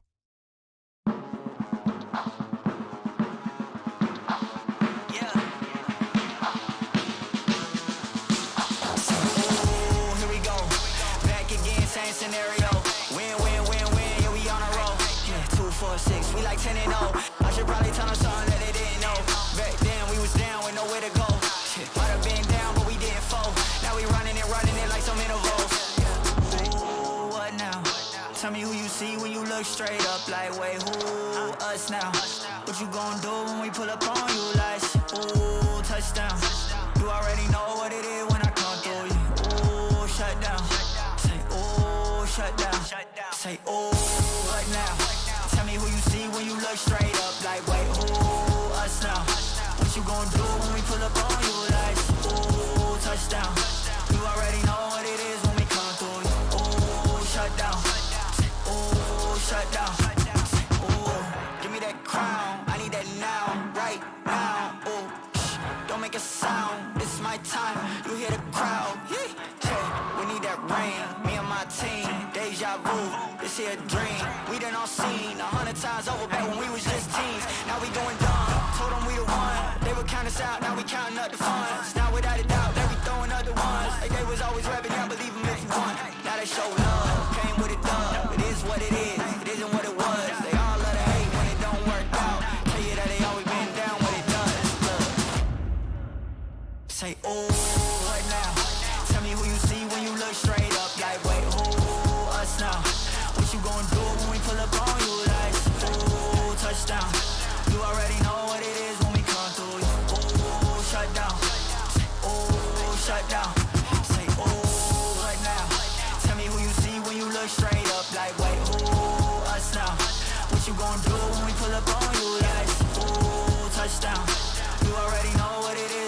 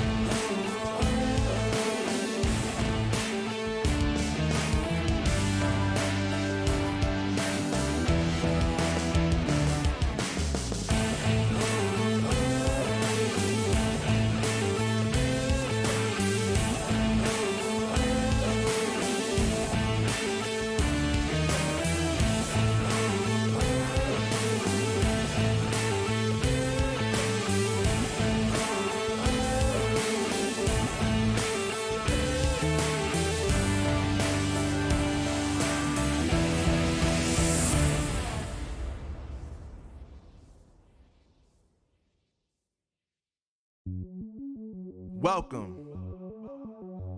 to the place where dreams come true. Where everything you want can be yours. If and only if you're willing to work for them. You're willing to hurt for them. But most of all, you're willing to be first for them. Ha! Look, I'm going straight to the top.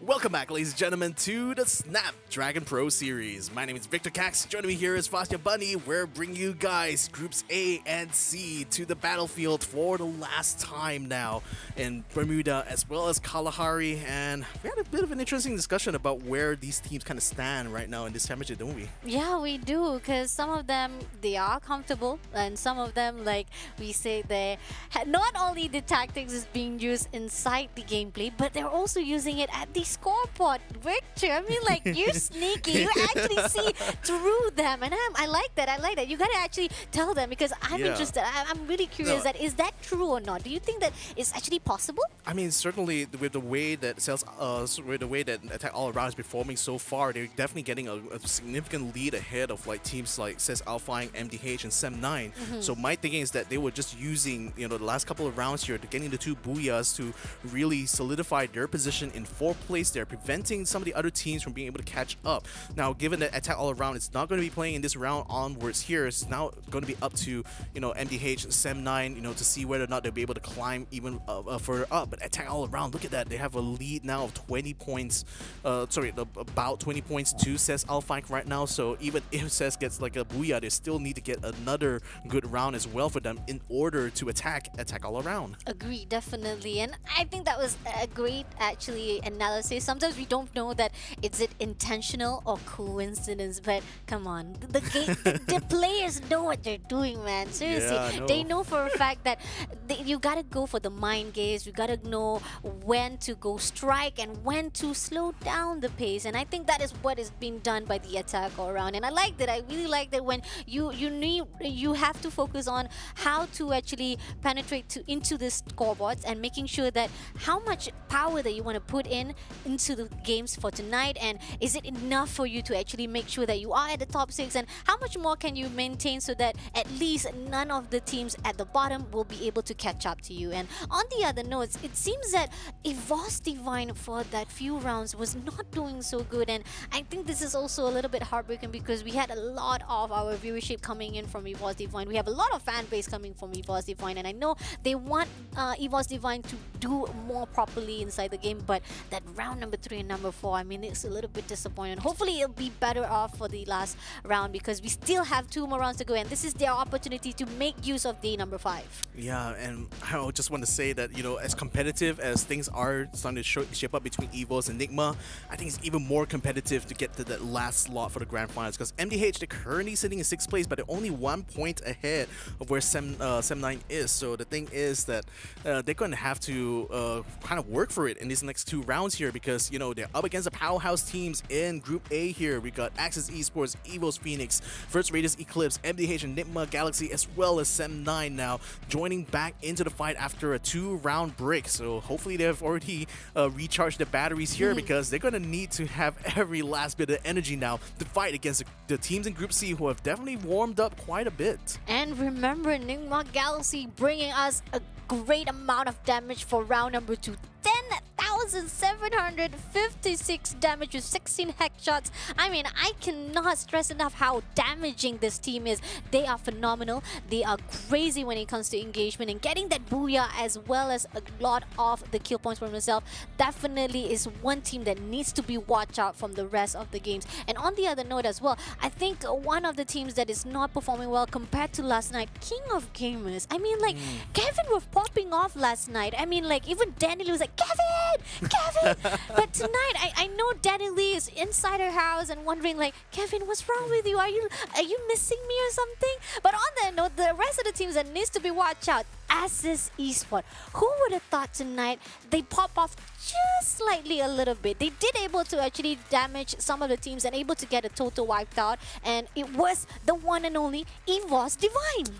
Yeah, but even with all of that performance that we've been seeing from them lately, I feel just a little bit too little, too late. They're still at the bottom of the overall scoreboard at the moment, and it's very unlikely they're going to be able to even get into that first page, much less into the first top 6, into the grand final. So I don't know, Axis certainly is going to have a lot of soul searching after this phase of the competition here to see what exactly kind of went wrong for them, and really try to take all of those lessons to heart by the time we get to phase number 2. But I digress though. I mean, it's still going to be a longer competition for those squads in particular, but I really want to focus on this last fight to the top 6 here, because again, MDH says ALFAINK, MDH, Sem9 and V Gaming Esports right now split by 1.1 point. So I mean, again, it's so close. I mean, V Gaming Esports right now, they're not going to be playing in this round, I think. No, they're still in this game. Yeah. So yeah, all 3 of these squads still competing here, and these couple of rounds is going to make or break these squads here, I think. Definitely. And the fact that the moment we know for a fact that NIGMA Galaxy is a tough team to be put out, I think C needs to double down their game and put out even more effort, as when we saw how they were fighting with Group B, it seems that the momentum was built up a little by little, but it's not going to be enough if they figure out if NIGMA Galaxy is going to put out another damage the same as amount they did before. 10,000 damage? Come on. Can they do a repeat? Can they break another record? 31 kills and then pushing on to 32 kills. That was phenomenal. But on that note, comparing to NIGMA Galaxy, I gotta say the teams that needs to be turned out as well for tonight definitely goes out to the, just like you said, top 6 and the West at MDH. I think MDH was not doing so well. Last time was doing well. They able to get to 1 booyah for themselves. Is it that they're actually toning themselves a bit? They're holding back from fighting off, because so far right now, every time they meet off with an enemy, they always end up being clear out. I don't know. I feel that MDH is not in that position where they could literally afford to, take a step back a little bit. I think they just need to keep pushing and pushing and pushing, because, Sem9 and V Gaming Esports, they're not letting their foot off the gas pedal proverbially. So right now, it's going to be a game of margins from this point on. It's not going to be so much, I think, for these 3 squads here, MDH, Sem9 and V Gaming Esports. It's not going to be so much about being able to get the booyah consistently. It's more about being able to stay consistently ahead of their 2 rivals at this point. Now, Heavy and FARANG have currently hot dropped each other at the mill now, and it seems like Says ALFAINK already lost Jojo, trying to hold off this little fight here as King of Gamers also gets into the fray at the moment. Bara almost gets caught out with the pants down, but he is going to be taking the pants off of King of Gamers here, taking out that member. And but unfortunately, did not expect to see first Raiders coming in to raid the day here onto Says ALFAINK. They do manage to handle that pretty handily though, taking down both members, but then now Says ALFAINK, they're going to have free reign to go ahead and take all the juicy loot out on Mill. Now that's why you're not supposed to focus too much on that melee, my friend. You were too much confident. You didn't even realize that the enemy was slurping around and slithering into your own path. But on that note, thank God. You should be thanking your teammate was backing up you at that time. But on that note, great job. A great massive fight even from the first earlier of the game itself. Says ALFAINK, on the other note, it seems that is already toning a bit. The rest of the teams right now, it seems that we might see at least a fight between the inside zone, where we can see MDH will be meeting with NIGMA Galaxy. But is that going to be a fight, as we know they are close to each other, but at the moment right now they haven't spotted each other just yet. But I spoke too soon. Do you already spot out one? He takes down one, and we haven't actually seen if they are going in for the rush. And Sem9 on the other hand is meeting off with Aces Esports. Yeah, completely eliminating them there. So that's already 4 elimination points in the bag for them. That's certainly going to put them ahead of the other 2 squads, MDH and VGM.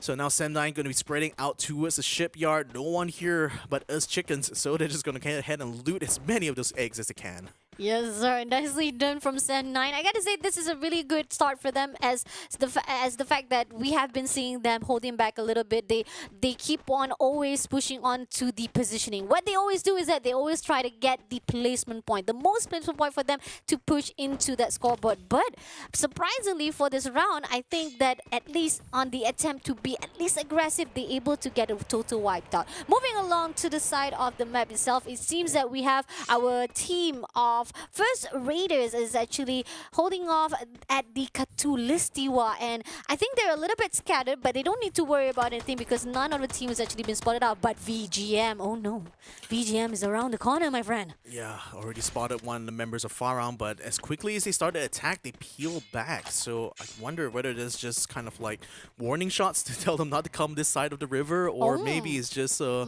know, letting FARANG feel a little bit of pressure, keeping them like on their toes, but and potentially slowing down their farm a bit while VGM tries to catch up a lot more. But again, I think that V Gaming Esports, out of the three just now that I mentioned, they're probably the ones that are going to be prioritizing more kills over like placement points, just based on like their performance so far in this competition. Whereas like teams like Sam9, MDH, they've already gotten booyahs for themselves. So I'm thinking placement points is definitely going to be more of a priority for both of those squads. Agree, definitely. And on that note, despite that, the fact that Sam9 was already preoccupied, it seems that Newbie is coming into town with the side of SAS ALFAINK. Now, G-Day is right in close area of him, and I think G-Day has brought it out here, but Newbie will be taking the shot first. On the other hand, G-Day is trying to avoid the gunfight, but unfortunately, Newbie says that I'm taking the gunfight to you, my friend. Yeah, I mean, there's a bit of a scouting motion, really. So, you know, no major damage done there for SAS ALFAINK, just losing that one member. They can easily buy him back anytime. But then now that they know that Sam9 is taking control over this zone, they're going to have to watch out for the next circle here. So Sam9 already has a vehicle in hand as well. So that's going to allow them a lot of scouting potential. So if they do collide into SAS ALFAINK at this point before they bring in Revive, this could actually end up being good for Sam9, because remember, even though they're more competing with MDH and V Gaming Esports, SAS ALFAINK is currently in 5th place, which means that if they do cut them down here, that's going to allow them more opportunities to catch up to their lead. Agreed, definitely. On that note, right now, we are seeing the teams are slowing down a bit. Most of the teams are trying to get into the zone, as the zone is still big, so most of the challenges are not being spotted out. Sam9 finally backs off from their positioning, and they're actually going to reposition themselves closer to the side of EVOS Divine. Now, this is the team that we were talking about that hasn't been performing well. Last night, they were able to actually push themselves from the right side of the page to the left side. But unfortunately, as we continue on to day number 5, it seems that the momentum is still not doing well for EVOS Divine. And I know some of the fans are quite disappointed, and they want to see even more potential from EVOS Divine to qualify themselves to the Jakarta. Going back to VGM here, when you talk about VGM just saying hello to FARANG and say don't come near us, and it seems that Vantan says no, it's not that we're saying hello or goodbye to them, it's just that we just want to bait them to come to us. It seems that way, because right now Vantan is coming back to FARANG's territory, and maybe he's going to scout out a little bit, maybe giving a little bit of tease for the side of FARANG and say, hey, come and get me, VGM is just right behind me, waiting for the right time to just go in for the fight. And to the positioning as well, FARANG does have a slight advantage in this case, though, because, you know, they will be gatekeeping VGM for the next zone. So it's definitely in FARANG's interest to try to start this fight here. And if they successfully suppress VGM at this point, it's going to work wonders for them for the rest of this fight here, because there's not really a lot of other squads hanging around there. We do see NGX starting to creep in closer to the clock tower, so that might be the next on the menu here for FARANG. But right now, VGM is the bigger threat, and FARANG seems to be rapidly positioning themselves to try to get themselves a good angle to get the throwables onto VGM. So far, it looks like Bond is taking a lot of damage. So has Boite. Vantan probably going to be taking another shot there. He's taking a lot of damage here. VGM is, as FARANG seems to be doing quite well. Too bad has been brought back with the revive right now, but then is still struggling to try to hold them in place. VGM still has plenty of room to try to maneuver. They could potentially back out this fight, but I think they've already invested so much into this one that they really want to see it through. All right, Jesbu. Come on, Jesbu. Trying to spot out one of the players from VGM. They're going in for the tag, but right behind him, he didn't realize, but too bad coming in for the backup. He takes down one. On the other hand, there's one more player. He shuts down VGM, and that's a total wipe down. Nicely done by FARANG Esports. Oh, they invited them for a tea party and they drank all the tea. Pretty much VGM sent to the lobby. No placement points for them, it looks like.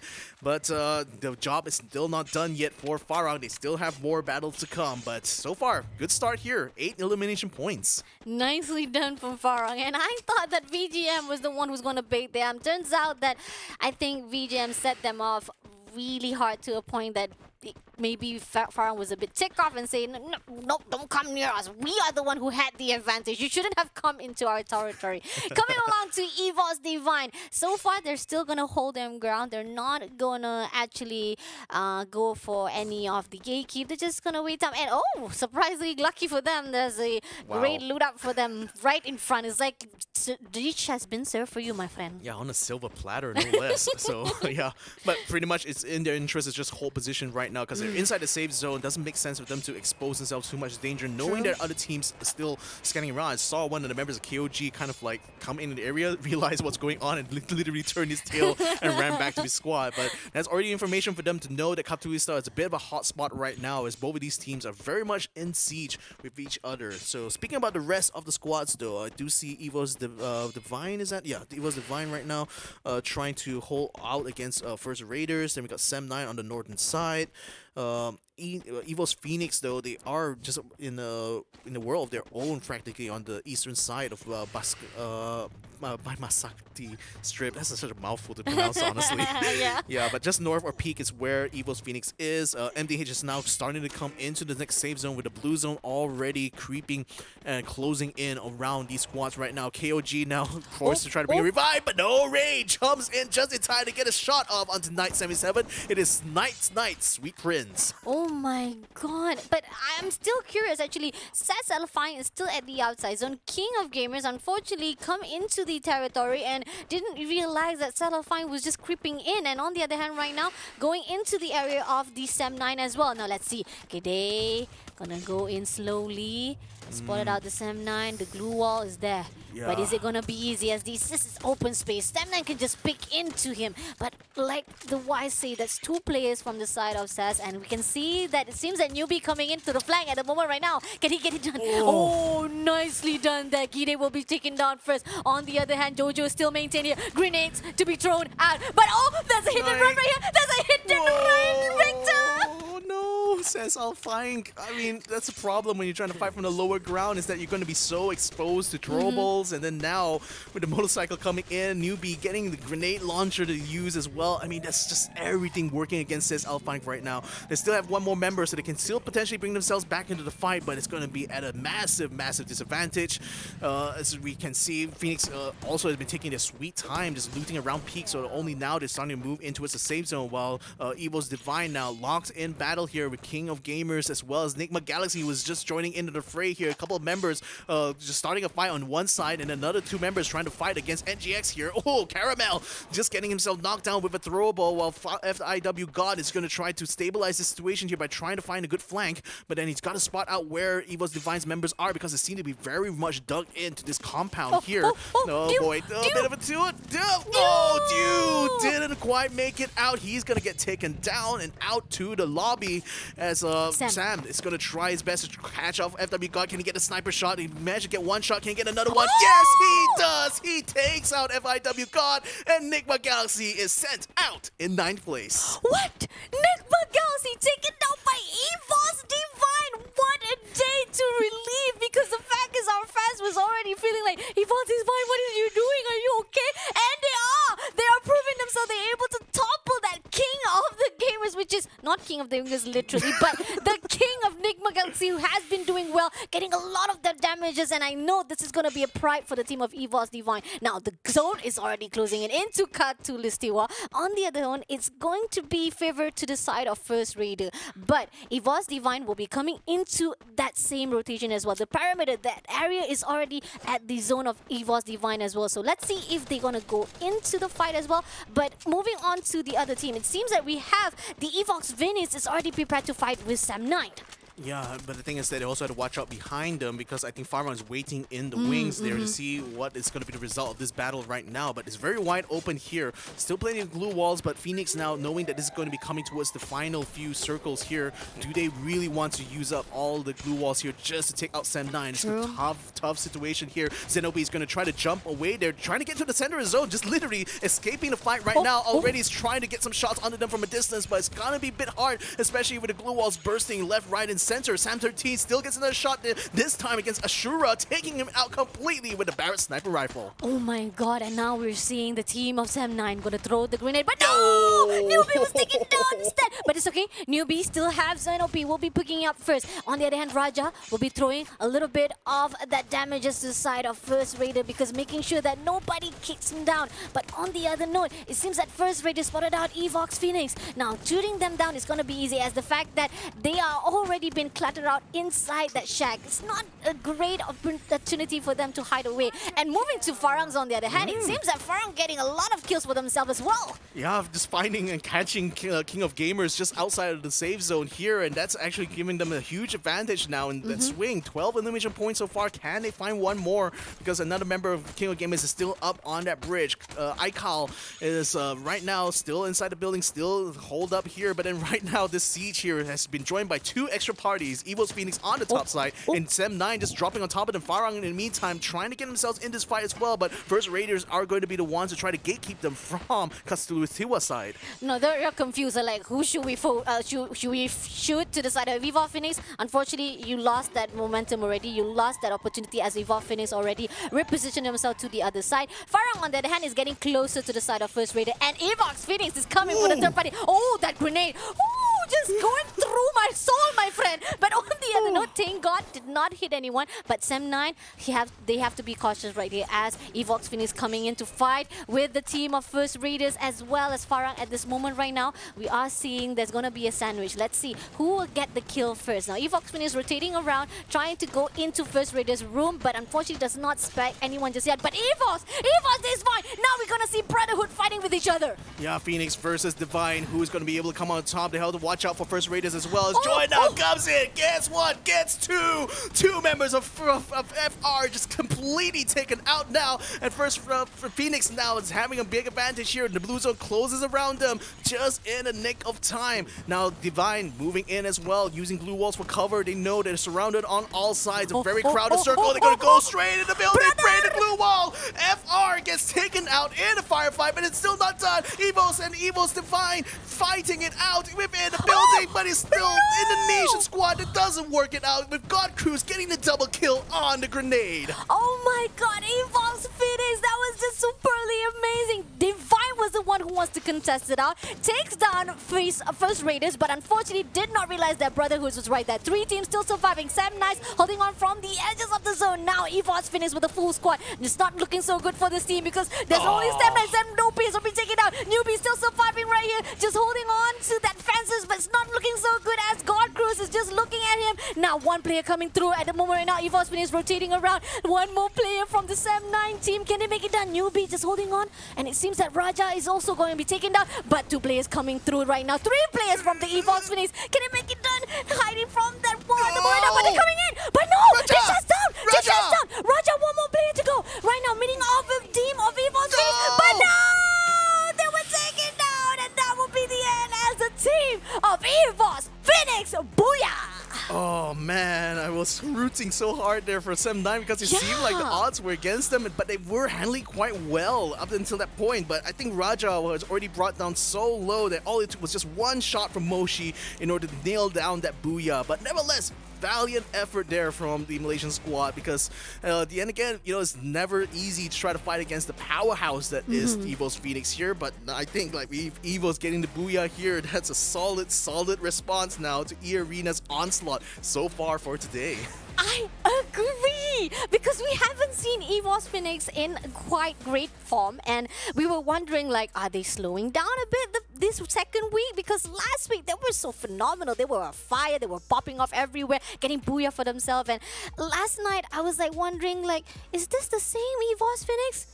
Well, they answer it today, my friend. They answer it tonight, Victor. And EVOS Phoenix rising back, getting that booyah for themselves. On the other note, I gotta say, Sam9 as well, great job for this round as well. I mean, we have to give credit where it's due because Sam9 was not doing well. They always keep on depending depending, they were codependent on the placement every single time. But yet, for this round, they were able at least maintain a great engagement. And here's the thing, Bara was just using melee, and he was just like focusing there, and I'm like, yes, okay, you're proud that you were able to knock down one of the players and with that melee, but you continue on, and thank God your team was able to back you up with the whole slithering by the other enemy, you know? Yeah, I mean, Bara deserves an award just for being able to pull that off in the first place. It's very rare, you know, to have hand-to-hand combat in this game here. So, you know, you just got to enjoy this achievement. And this shot here by Sam13, I mean, what a monster of a shot right there, just taking one out as he was trying to escape on that motorcycle.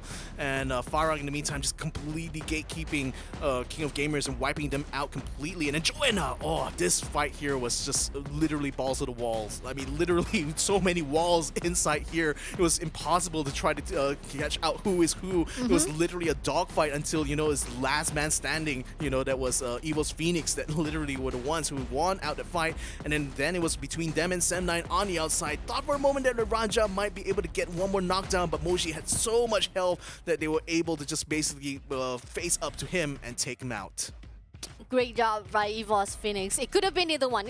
Seriously, it was like a situation whereby it could have go to the Sem9, it could have been go to Raja, but Raja was trying to hold his position. He was just taking that break time to just go in for the flank, but little do he know when he was taking that break, that was when EVOS Phoenix strikes and get that last kill. On that note, it's okay. Still great massive points because they're only left with 1 point by EVOS Phoenix, so still a massive success for them for this round. And Farang, on the other hand, I gotta say this is also a great pop-up from them as well for the round number 5, as we have been talking about how they have been underperformed with 20 points on their round. But just as we already talked about it as well for the rest of the teams who are at the right side of the page, it's still not enough to catch up because this is already day number 5, Victor. Yeah, exactly. And Farang, you know, I'm not expecting them to be able to make it at first page. If anything else, they're just going to use this as a kind of like a good proving ground to see what will happen when phase number 2. But I have to say that three-way battle right now between Sem9, MDH, and V Gaming Esports has just been delivered a massive blow here from Sem9 getting into that final circle, because that's a lot of points for them, 20 plus points, putting them way ahead of where MDH and V Gaming Esports were, who I believe have gotten maybe 2 or 3 points and 1 point respectively. So that's certainly going to make a very strong case for Sem9 to remain in that top 6. But then we'll see. There's still one more map to go. That is Katu's DEWA. Sorry. Yeah. Oh, wait. No, Kalahari. And I agree with you. That is so weird. I literally agree with you. That's how I adore you so much that whatever you do, I agree with you. Please. But on that note, talking about the damage rate just now, we actually didn't give a little bit highlight to the side of EVOS Phoenix. Yes, it was 7,303 points, but did you see the headshots? It was 22 headshots by EVOS Phoenix. Oh my lord, they were like killing machine for the heads. Like, off with your head, my friend. Literally. I mean, again, it's kind of impressive the match pulled that off despite a lot of the engagement that we saw was just literally close quarters. So I just wonder whether that's kind of like a thing that they train for, is literally to be able to get those headshots consistently no matter what the range is. I think that could be one of the key points about why these Thai teams are so effective, I think, in playing these aggressive strategies, because they literally go for that high damage shots. The thing is that those are very high risk shots because, you know, obviously the head is much smaller target to hit compared to the body. But then if you're a player that's mechanically skilled enough, and on top with the auto aim that Free Fire provides, that might be what exactly is a training regimen, I think, that these Thai teams do. That's why they're very mechanically gifted, I would say, in this game. And I think that actually even give us a much more bigger picture, as we already even interviewed some of the teams from the Free Fires as well. This challenge group team already stated that if they were chosen or they had a choice between close quarters with SKS or a sniper, they would prefer to go for close range. They want to literally fight with close range. They rather go on head to head and make sure that they get those fight right in the middle of, in front of them, because for them 1v1 is just better off than preferably for the snipers. But I understand, because sometimes when you want to be a sniper, it's not as easy as it is, because when you want to go for the head and going in for the accuracy, it's not easy as the movement, the accuracy, and the range side as well. So most of this team, I understand, close range wise is their forte. Yeah, indeed. So on that note, ladies and gentlemen, there's still one more round to play for today. So make sure you guys stick around here because we're going to be taking a short break. But when you come back, the final round here of the Snapdragon Pro Series, day number 6, is it? 5. I don't know. 5. Day number 5. There's still a way to go. But anyways, on that note, we'll see you guys after the break. The Snapdragon Pro Series is brought to you by Snapdragon Elite Gaming, Monster Energy, and Kachi Shop.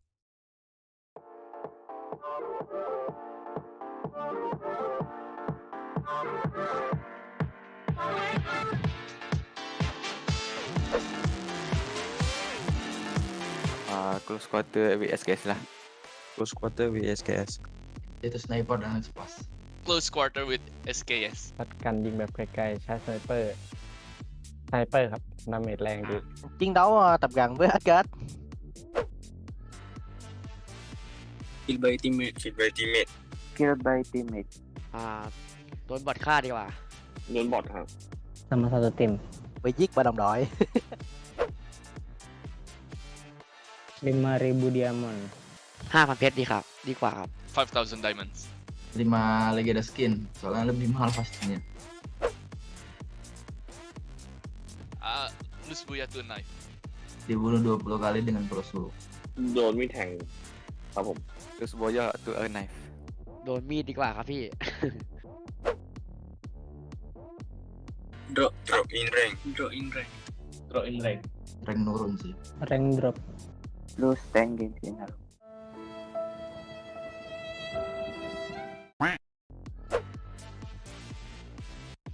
Tay cầm trên điện thoại เล่นในโทรศัพท์ครับ Touch screen on PC monitor.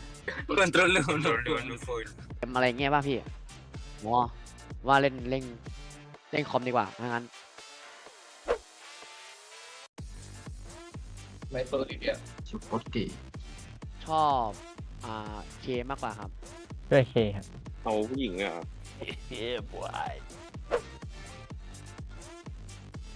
1 versus 3 enemy with max item. 1v3 enemy with main item. 3-1 ดีกว่าครับ 1-1 มันง่ายไปครับ When we wet we grenade. When we grenade.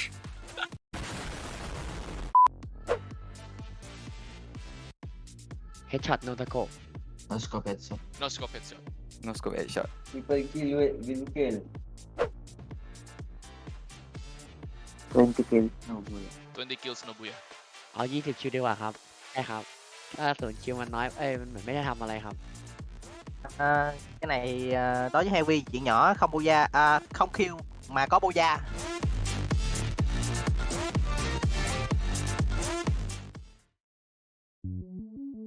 Welcome to the place where dreams come true, where everything you want can be yours, if and only if you're willing to work for them, you're willing to hurt for them, but most of all, you're willing to be first for them. Ha! Look, I'm going straight to the top. I don't know how I would stop, like it or not. I got some goals that I'm hitting. You hear what I'm spitting? It's hot. Look what I got. Whole lot of passion and pain. The road to success is insane. Stay out my lane, cause I'm on a mission. I'm getting what stands in my way. Yeah, I'm a beast. I wouldn't play with me, baby. The way that I'm training is crazy, and I do it daily. You wanna talk about drive? I got more drive than Mercedes. I've never been lazy. I'm in the room, it's a red alert. You wanna compete? Well, get better first. I got 10 toes in the dirt. Push through the hurt just to show them my worth. I'm the best. Yeah, I'm the best. I never stress. I know what's next. I'm who they test, like we playing chess. But I'm unimpressed, so now let me flex. Ha, yeah, I'ma work through the struggle and hurt, cause I know my worth, and I gotta be first. Ha, yeah, I gotta be first. Look, I don't want anyone's sympathy. I understand what it's meant for me. I give my focus and energy. If it's meant to be, then it's meant to be. But mentally, I'm undefeated. They hear that and say I'm conceited. Like there's no reason. Like I don't beat them and come back again just to teach reach them. That when you work under pressure, you reach higher measures. They'll try and bring you down, but you cannot let them, and only get better and focus on cheddar. Eye on the prize and you'll become a legend. Like, when I'm in the room, it's a red alert. You wanna compete, well, get better first. I got 10 toes in the dirt, push through the hurt just to show them my worth. I'm the best. Yeah, I'm the best. I never stress. I know what's next. I'm who they test, like we playing chess. But I'm unimpressed, so now let me flex. Yeah, I'ma work through the struggle and hurt, cause I know my worth, and I gotta be first. Yeah, I gotta be first. They don't know what's gotten into me, how'd I turn pain into energy. Through all the struggle and hurt, remember my worth, and that's why I gotta be first.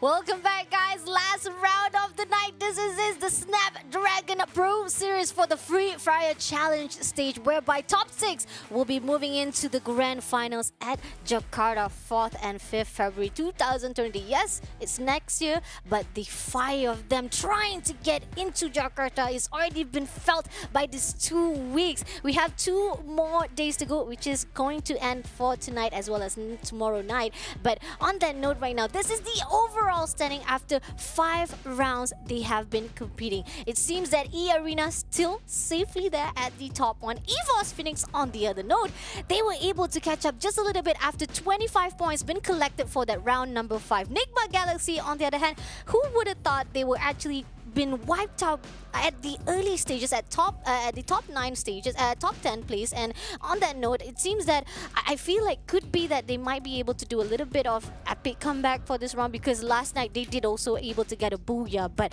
on that note, what are your thoughts, Victor? Do you agree on me, or do you think that there's someone that you have your eyes on? I have my eyes mostly on that 6 to 8 place right now, and with that regard, Sem9 certainly has already put in the opening volley in this war right now between these 3 squads. I mean, V Gaming Esports kind of disappointed how they performed in that last round here, and MDH hasn't really been doing much better either. And now that we have EVOS Divine already overtaking MDH at this point, I think a third challenger has now entered the ring here. But I mean, it's still going to take them at least a booyah at this point now to knock Sem9 off of that spot, so it's going to be a hard ask. But I was safe to say I think Sem9's kind of won out in that 3-way battle now. As long as they can maintain this lead ahead of EVOS Divine, that's certainly going to guarantee them a very good chance by tomorrow to stay in that top 6. Agreed, definitely. On that note, let's just give a little bit of highlights to those who are at the bottom. I mean, I'm not really impressed on the side of DEWA United and the teams from the side of SAS ALFAINK. I mean, yes, they are comfortable at that top 4, but I was expecting at least a little bit of those gunfights they will be able to push through. And on the other note, King of Gamers, I mean, last night there was like a miracle, sparks from them, but suddenly tonight it seems that even at the moment when FARANG spot them out, they were able to just kick them out straight away from that round number 5. I just suspect that, that like yesterday was a bit an outlier, mostly because they decided to change up the strategy a bit. I think they were trying to go for a more balanced sort of play style here, where they're focusing both on the placement points as well as kill points. But I think what kind of changed yesterday was that they decided, okay, let's just go more for the kill points right now, so that we can get like not only start to climb a little bit more, but I think it's also important for their own self-confidence as players right now. Especially up against these very, very tough teams, it can sometimes sometimes feel a little bit hopeless, and getting those good rounds there helps them a little bit. But right now we're seeing that, you know, like back to the kind of like their old sort of like selves again. So a bit disheartening, to be honest. But nevertheless, you know, there's still one more chance for them to kind of prove us wrong.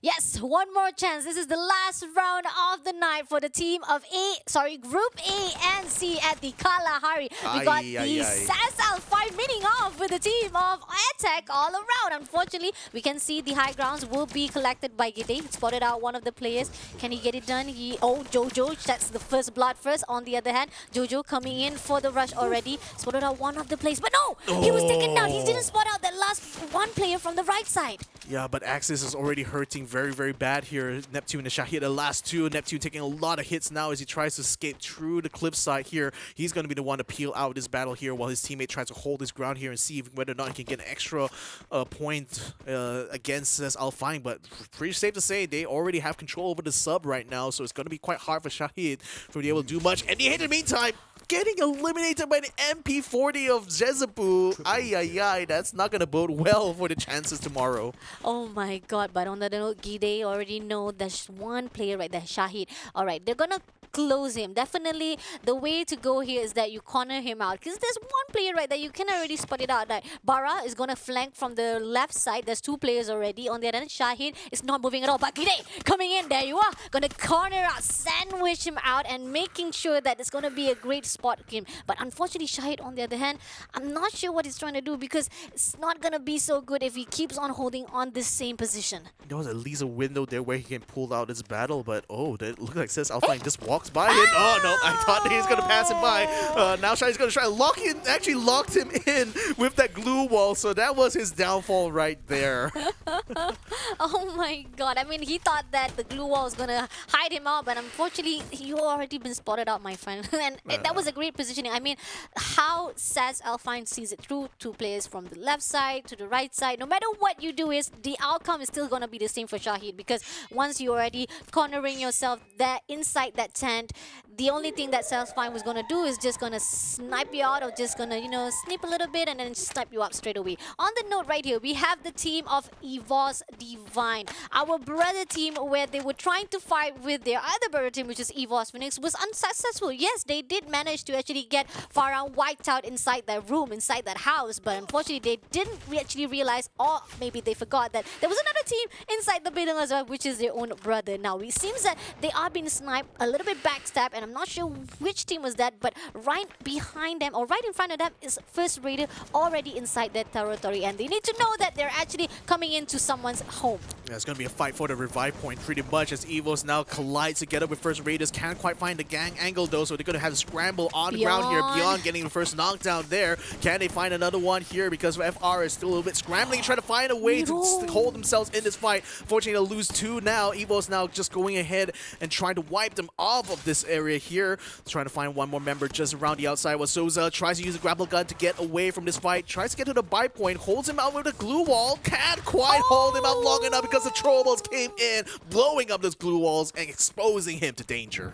For First Raiders, shut down by the one and only, unfortunately. And Kings of Gamers, now here's the team that we were talking about was not doing so well. And you already stated that last night it could be a little bit of trial from them. They will keep on playing play safe. They were always going in for placement, just going in for the safe play. But when last night coming in with Daniel and me, I was like thinking, were they actually switching their placement? They were actually trying to go in for the engagement, and I do agree. Maybe they were just trying out another different style to go in, but now they're back to the same pattern, and it's not doing so good back for the team of King of Gamers. Aces Esports, on that note, we see Neptune, when they were fighting with SAS ALFAINK, now left with one more player. He's the only sole survivor to make sure that maybe their team will be able to come back. Hopefully, who knows? Yeah, I mean, it's going to be a long walk for him, though. I don't see any revive points nor buy points close to him at that point. He's trying to head towards one right now, but still going to be a long way before he gets anywhere close to it. No, actually, it's going for the long way around, just circling around that safe zone here. So in the meantime, Divine having full control over Foundation will have full reign to go ahead and loot that area, while King of Gamers still having control over Mammoth here, trying to find as many loot as they can. But it looks like, again, a standard Kalahari game is always going to be slow-paced in the opening here, outside of the hot drops. But now that the teams are already evenly spread out, it's going to be more about thinking about the long game, thinking about what exactly the setup they want to try to do for the next few circles. Agree, definitely, because every single choices that you made is very critical. It comes with a lot of consequences. Sometimes if you want to go in for the repositioning, you don't realize that you're stepping into another zone or another territory of the enemy. And on that note, it seems that every single team is already comfortable at their own positioning. We got one EVOS Phoenix right on the center of the map. We got FARANG also at the center, close range as well as at the own same parameter. Sam9 on the other hand, we have one player, Zen OP.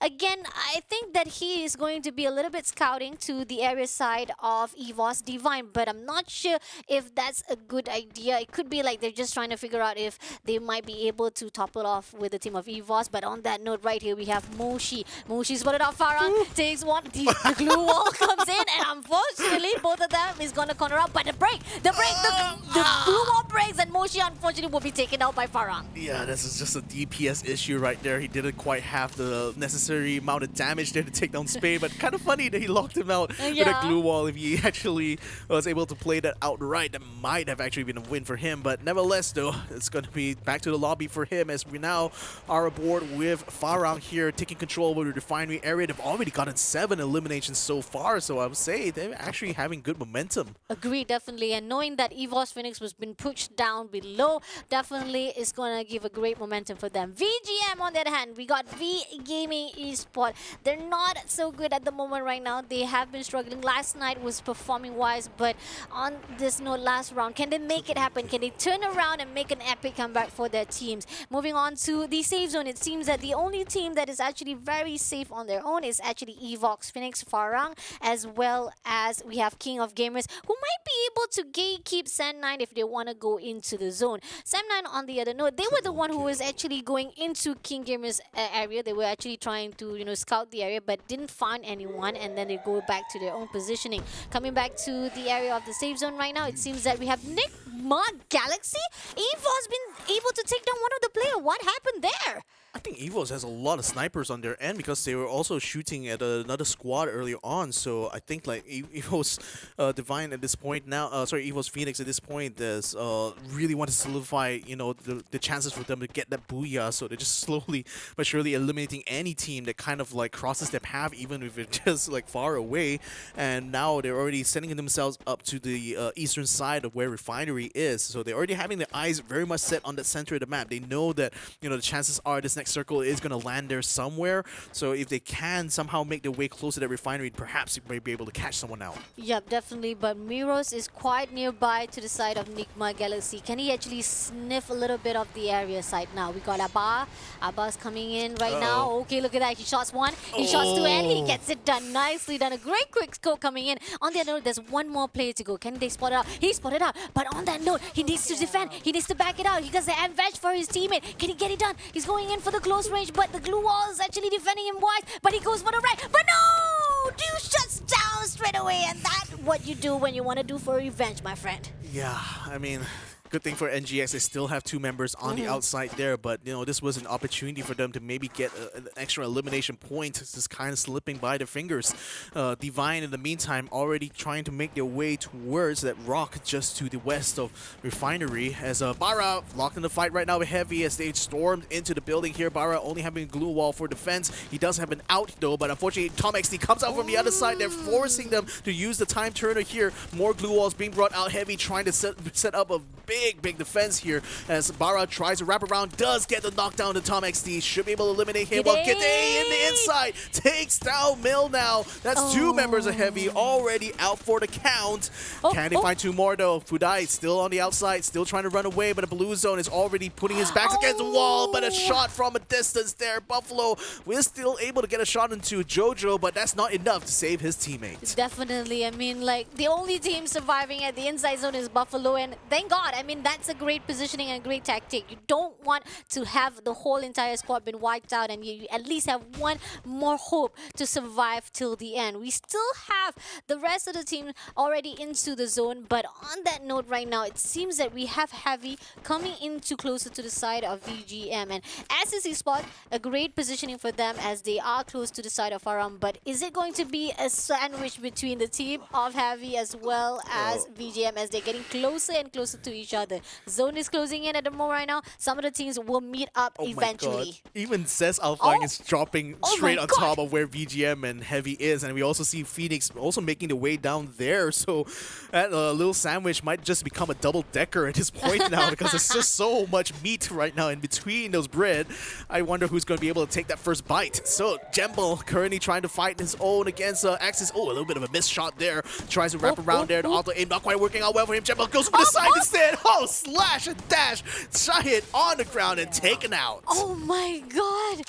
Oh, that was amazing from Jabal. That switch was just amazing, and the slash was just phenomenal. On that note, here on out, that was our, this is what we were talking about. VGM spotted out the Heavy and already taken out a few of the players. Now left with one more player to go. Is that? And I think they haven't spotted out Heavy just yet. They're still inside the area. The submarine is hiding inside that. I think EVOS Phoenix is already controlling the second floor as well, and says ALFAINK is around the area as well. So this is going to be a three-way fight between these three teams, because if they spotted out Heavy first, and there's a shoot coming on from EVOS Phoenix as well, and I think that is coming from the one and only VGM as well. So like you said, double-decker all the way, my friend. Yeah, but the problem is on top of the bus right now. Rather the sub is not quite the best place to start a fight though, because you're exposed from all sides. Nevertheless, says ALFAINK is still going to try to push them off of it anyway. It seems like EVOS Phoenix decides that against trying to fight them on top here, conceding the ground. Now Bara is going to try to jump down, using his grapple gun as well to get close by. Gets knocked down instead though. Good shot there by Moshi to take him down completely. Heavy in the meantime does get the kill onto JoJo, so it's still very much a ground fight here for both of those squads. While Ray gets a kill onto Bill now. Heavy taken out in 10th place. Nicely done. A little bit of the back and forth, as well as some of the teams had to be trade-off in that favor as well. But nevertheless, a great job by ALFAINK to taking down Heavy. On that note right now, it seems that Sam9 spotted out the assist, isn't it? It was NCT Spot who was scout out straight away and shuts down by the one and only Sam9. But on that note, FARANG spotted out Sam9, and ZenOP, you are out and wide and open. Yeah, very much with the cliff against his back right now. He's in a very tight spot. He's going to wait for his teammates to try to take down Jembal. They do get the knockdown of the Jembal, take him out completely.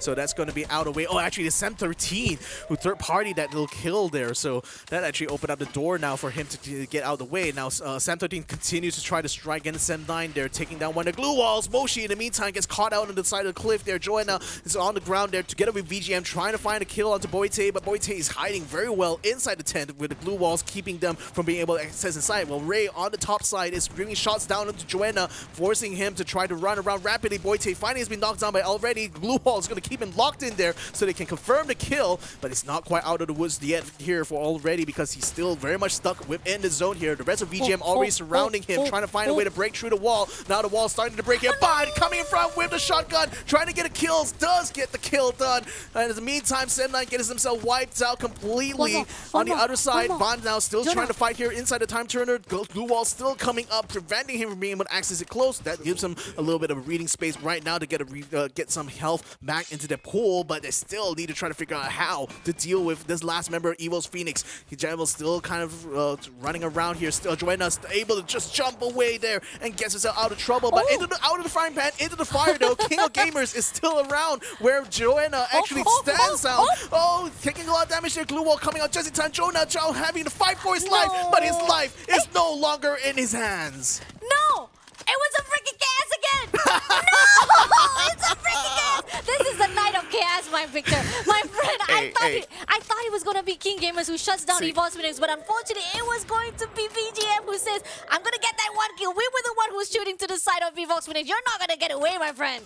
Now, see, you know, a kill is still a kill. Whether or not you steal it or you earn it, it's still a single elimination point. So, you know, you just take whatever you can. Agreed. Yeah. On that note right now, EVOS Defiance on the other hand right now trying to get into the zone. On the left side, we got NIGMA Galaxy. Caramel is just hiding slowly. Now, I'm so disheartened a little bit from NIGMA Galaxy as they have been performing so well the past few days, especially for tonight. They even get a great damage, but on this last round, it could be that momentum is getting slow. But oh, King Obvious were trying to get into the zone, was taken down. Now Oscar left all alone as a solo. He's trying to survive, but no! Alba just done with that hit and run. We got a raw kill in the house, my friend. And all that, Bingsu is also gonna be spotted out, but no! Vantan saved the day, able to take down, but now we have the VGM fighting off with EVOS Divine. Our brothers right now trying to fight out the name of the EVOS. Can they make it through? Throws a little bit of grenade right now. Sam 13, he's great with the sniper. He's great with that accuracy to shot down. Can they make it so? But the thing is, there's so many glue walls in the way, and the Bingsu seems to have an endless amount of glue walls to bring up, because as soon as Sam 13 breaks down one, another one gets set up in its place. Now the bonfire is keeping him very much in this fight right now, but as soon as that runs out, he's going to be in a lot of trouble. He's going to have to rely on Bion in order to be able to bring in the throwables here, especially with that grenade launcher, trying to get a setup here against VGM, but VGM now, Vantan coming around the side here. Sam 13 very much under pressure, forced to try to run away here, has to watch out his back as well, but then now Vantan is going to be caught out. Wow, one shot, one kill, and that was it. That gives them the booyah. EVOS Divine Indonesia rising for the last round. What a run. Amazing job. A great day for the brands of EVOS themselves. Definitely they are off the roof for this round. And I gotta say, it's not just this round. Last two rounds definitely has been dominated by the brands of EVOS. Yeah, wow. I mean, EVOS, whoever is like in the HQ of EVOS right now is going to be smiling ear to ear right now. Not only is their main team, EVOS Phoenix, literally dominating competition, but now even Divine is getting themselves the booyahs here in the final few days. So, man, this is like something that they were looking for all competition long. Finally, they're able to get it just when they need it. Definitely. I mean, last night it was night for the underdogs, but I'm sorry to tell you, but tonight is going to be the night for those who have been performing so well from even last week itself. It's night for the Kings of the Kings themselves, because they have been struggling a little bit last night. It could be just like what we've talked about with Daniel. I've talked about with Daniel as well. Could be that the side of Purgatory and ALFAINK is not really to the OG players, because they are mostly more compatible, or they are much more comfortable inside the game of Bermuda as well as Kalahari. But back to the highlights right here. This is where SAS ALFAINK was able to topple off the teams, and moving on to VGM, they were just massively trying to get as much kill as possible. Now, on that note, we are seeing that there were fights between SAS ALFAINK as well as EVOS Phoenix on that submarine, and they were able to push EVOS Phoenix to a point that they had to fight with the team of VGM.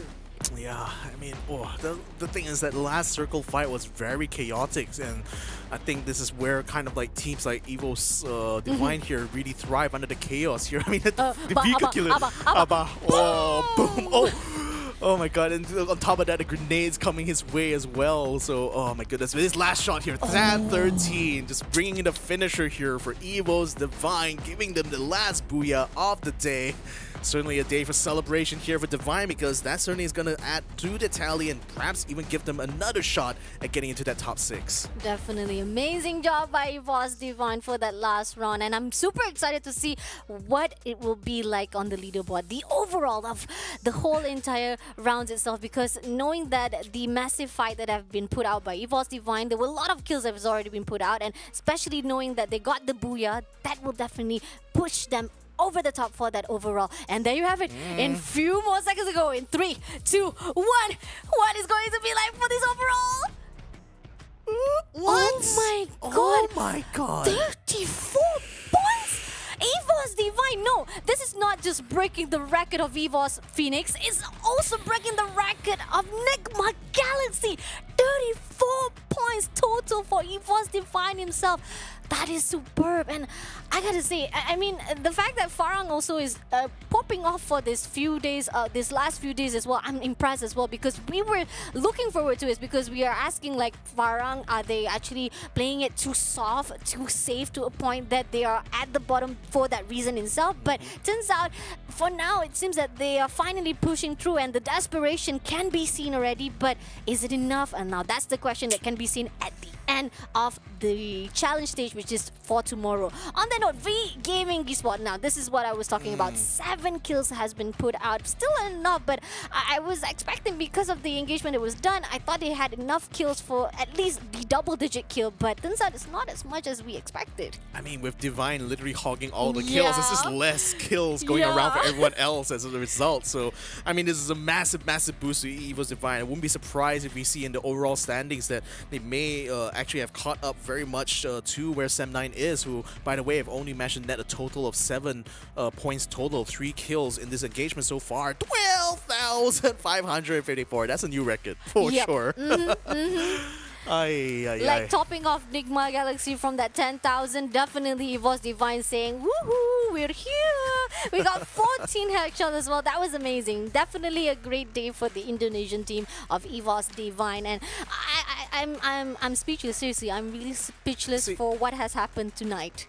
I mean, see, like, you know, the rounds where Evo Phoenix kind of dropped a little bit. I think EVOS was still on that second page in that standings for round 6. So this is where the sister team, EVOS Divine, is supposed to kind of rise up as well to pick up, you know, the other points that, you know, is left on the table by Phoenix. But it's just a bit unfortunate we're only seeing this now, you know, as opposed to like earlier on during the stage here. Because where was this Divine when they were like when we were in week 1? We needed these kind of performances from squads like Divine in order for them to stay competitive. But, you know, I digress though. It's still going to be a massive event. Look at that.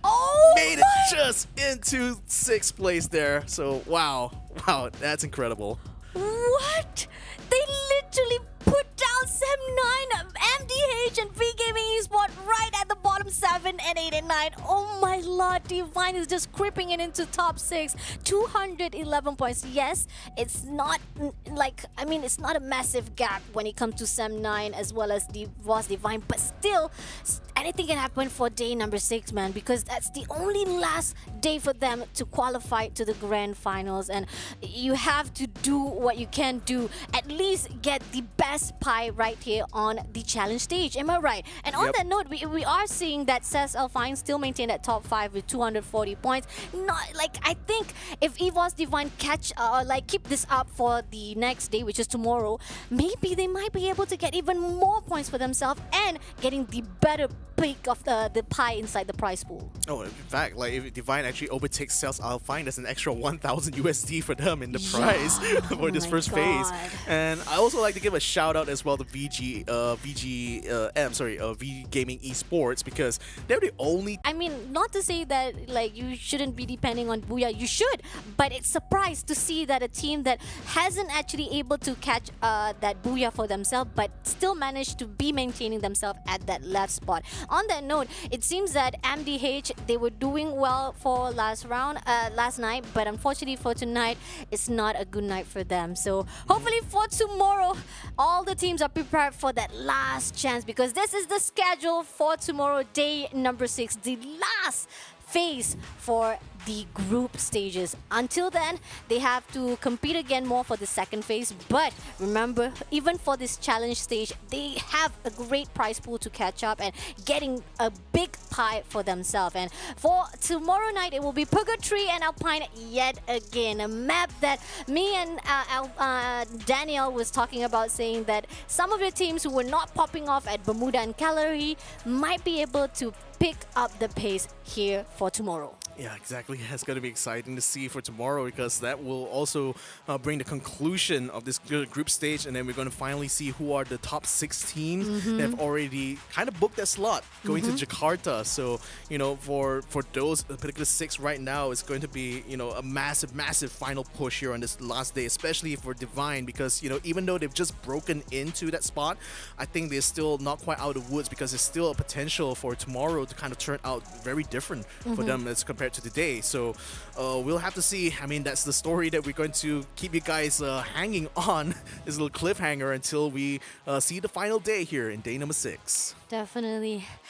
A great day, a massive success for some of the teams who are managed to able to go into top 6. Some of the teams managed to actually maintain at their own position, but nevertheless, we need to say thank you again to our sponsors, because without them, we would not be here. The players would not be trying their best to get to the best placement point as well as to go into Jakarta, because Snapdragons makes it happen for us with the Free Fire being opened up and they be able to get as much kills as possible and getting that money prize for themselves. And when you win matters right here with the Snapdragon Pro Series. Indeed it does. And of course, not to forget our other sponsor as well, Monster Energy. Unleash the beast together with them. Check them out over at www.monsterenergy.com/gaming. And last but not least, if you are running low on your in-game credits or your top-ups, go ahead and check out kachishop.com, because they provide great discounts as well as great deals go along with the top-ups you want to do for all of your favorite games. Check them out over at www.kachishop.com. So, on that note, I mean, now it's going to be up to tomorrow. We have plenty of teams now to keep an eye out for, but then by the end of this weekend here, we will definitely know who are the top 6, don't we? Yep. Tomorrow night, you will see me again casting for the last run for this group stage of A, B, and C. But who will be actually joining me? It will be a Bento Gaming. I'm gonna miss this big Bento man, seriously. I mean, like, I'm already on it to be right here with Daniel Lee as last night, and right now with Victor. They have been carrying the Free Fire, hyping out the game. But the one thing that you guys should know that should be hyped out as well is that the last grand final stage will be at Jakarta. Selamat datang to Jakarta. It will be held on the 4th and 5th of February 2020. Yes, still a long way to go, but the hype can be felt already right here on the challenge stage. Is it right, Victor? I mean, you know what's the one thing I miss a lot about Jakarta? Gojek. Oh! Literally, like, ojek is basically the Indonesian word for motorcycle. They literally have their own version of Uber called Gojek that literally allows you to ride on a motorcycle. It's such a convenient way, you know, to sightsee around Jakarta. I highly recommend it, especially for those of you at home who are thinking about making a trip to Jakarta, because you can certainly see the sights and sounds of that city. It's certainly a sight to behold. But I think we are finally at an end for today, aren't we? Yep, definitely. It was a great success for everyone, and hopefully they will have a great success as well for tomorrow night, as it will be the last stage for the challenge of Snapdragon Pro Series Free Fire. We'll see you guys again tomorrow. On that note, thank you again for those who have been watching from the beginning of the game until the end. Have a great weekend, guys. See you guys again next time. I'm Fasha Bani, and this is Victor Cax, signing out. Over and out. See you guys next time.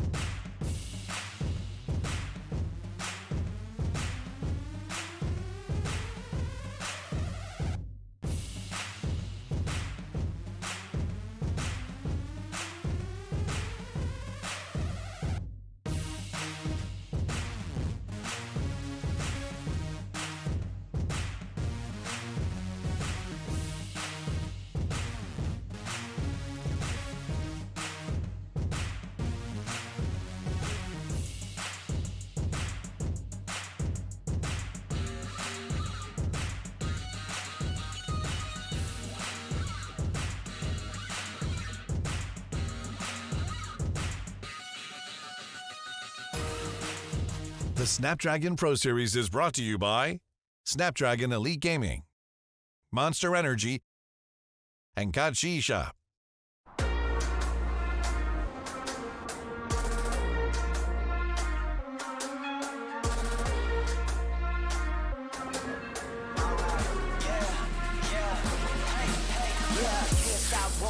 Going till a player on top, know it. Rooftop penthouse suite. If you really want it, gotta own it. Fire through it, we was at the lowest. Blood, sweat, tears, the components. Riding all year, now's the moment. We are not friends, we are opponents. Yeah, I'm coming for mine. Yeah, I'm making a play, the game on the line. Yeah, I've been on the grind. Yeah, I jump in the spot, I made it my time. Yeah, look in the sky. Yeah, the stars align, no shade to shine. Can't stop it already. Emotional work and devotion. We put in this time. Look, you won't stop.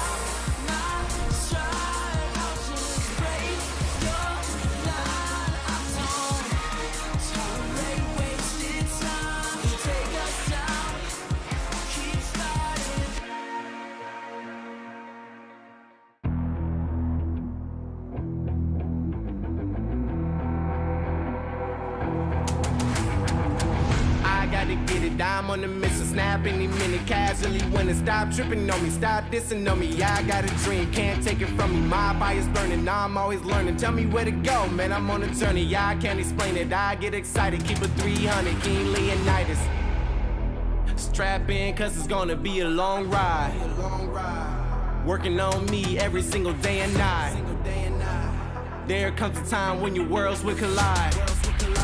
If it's holding you back, push it right to the side. Ain't got no time for no fear. I work too hard to get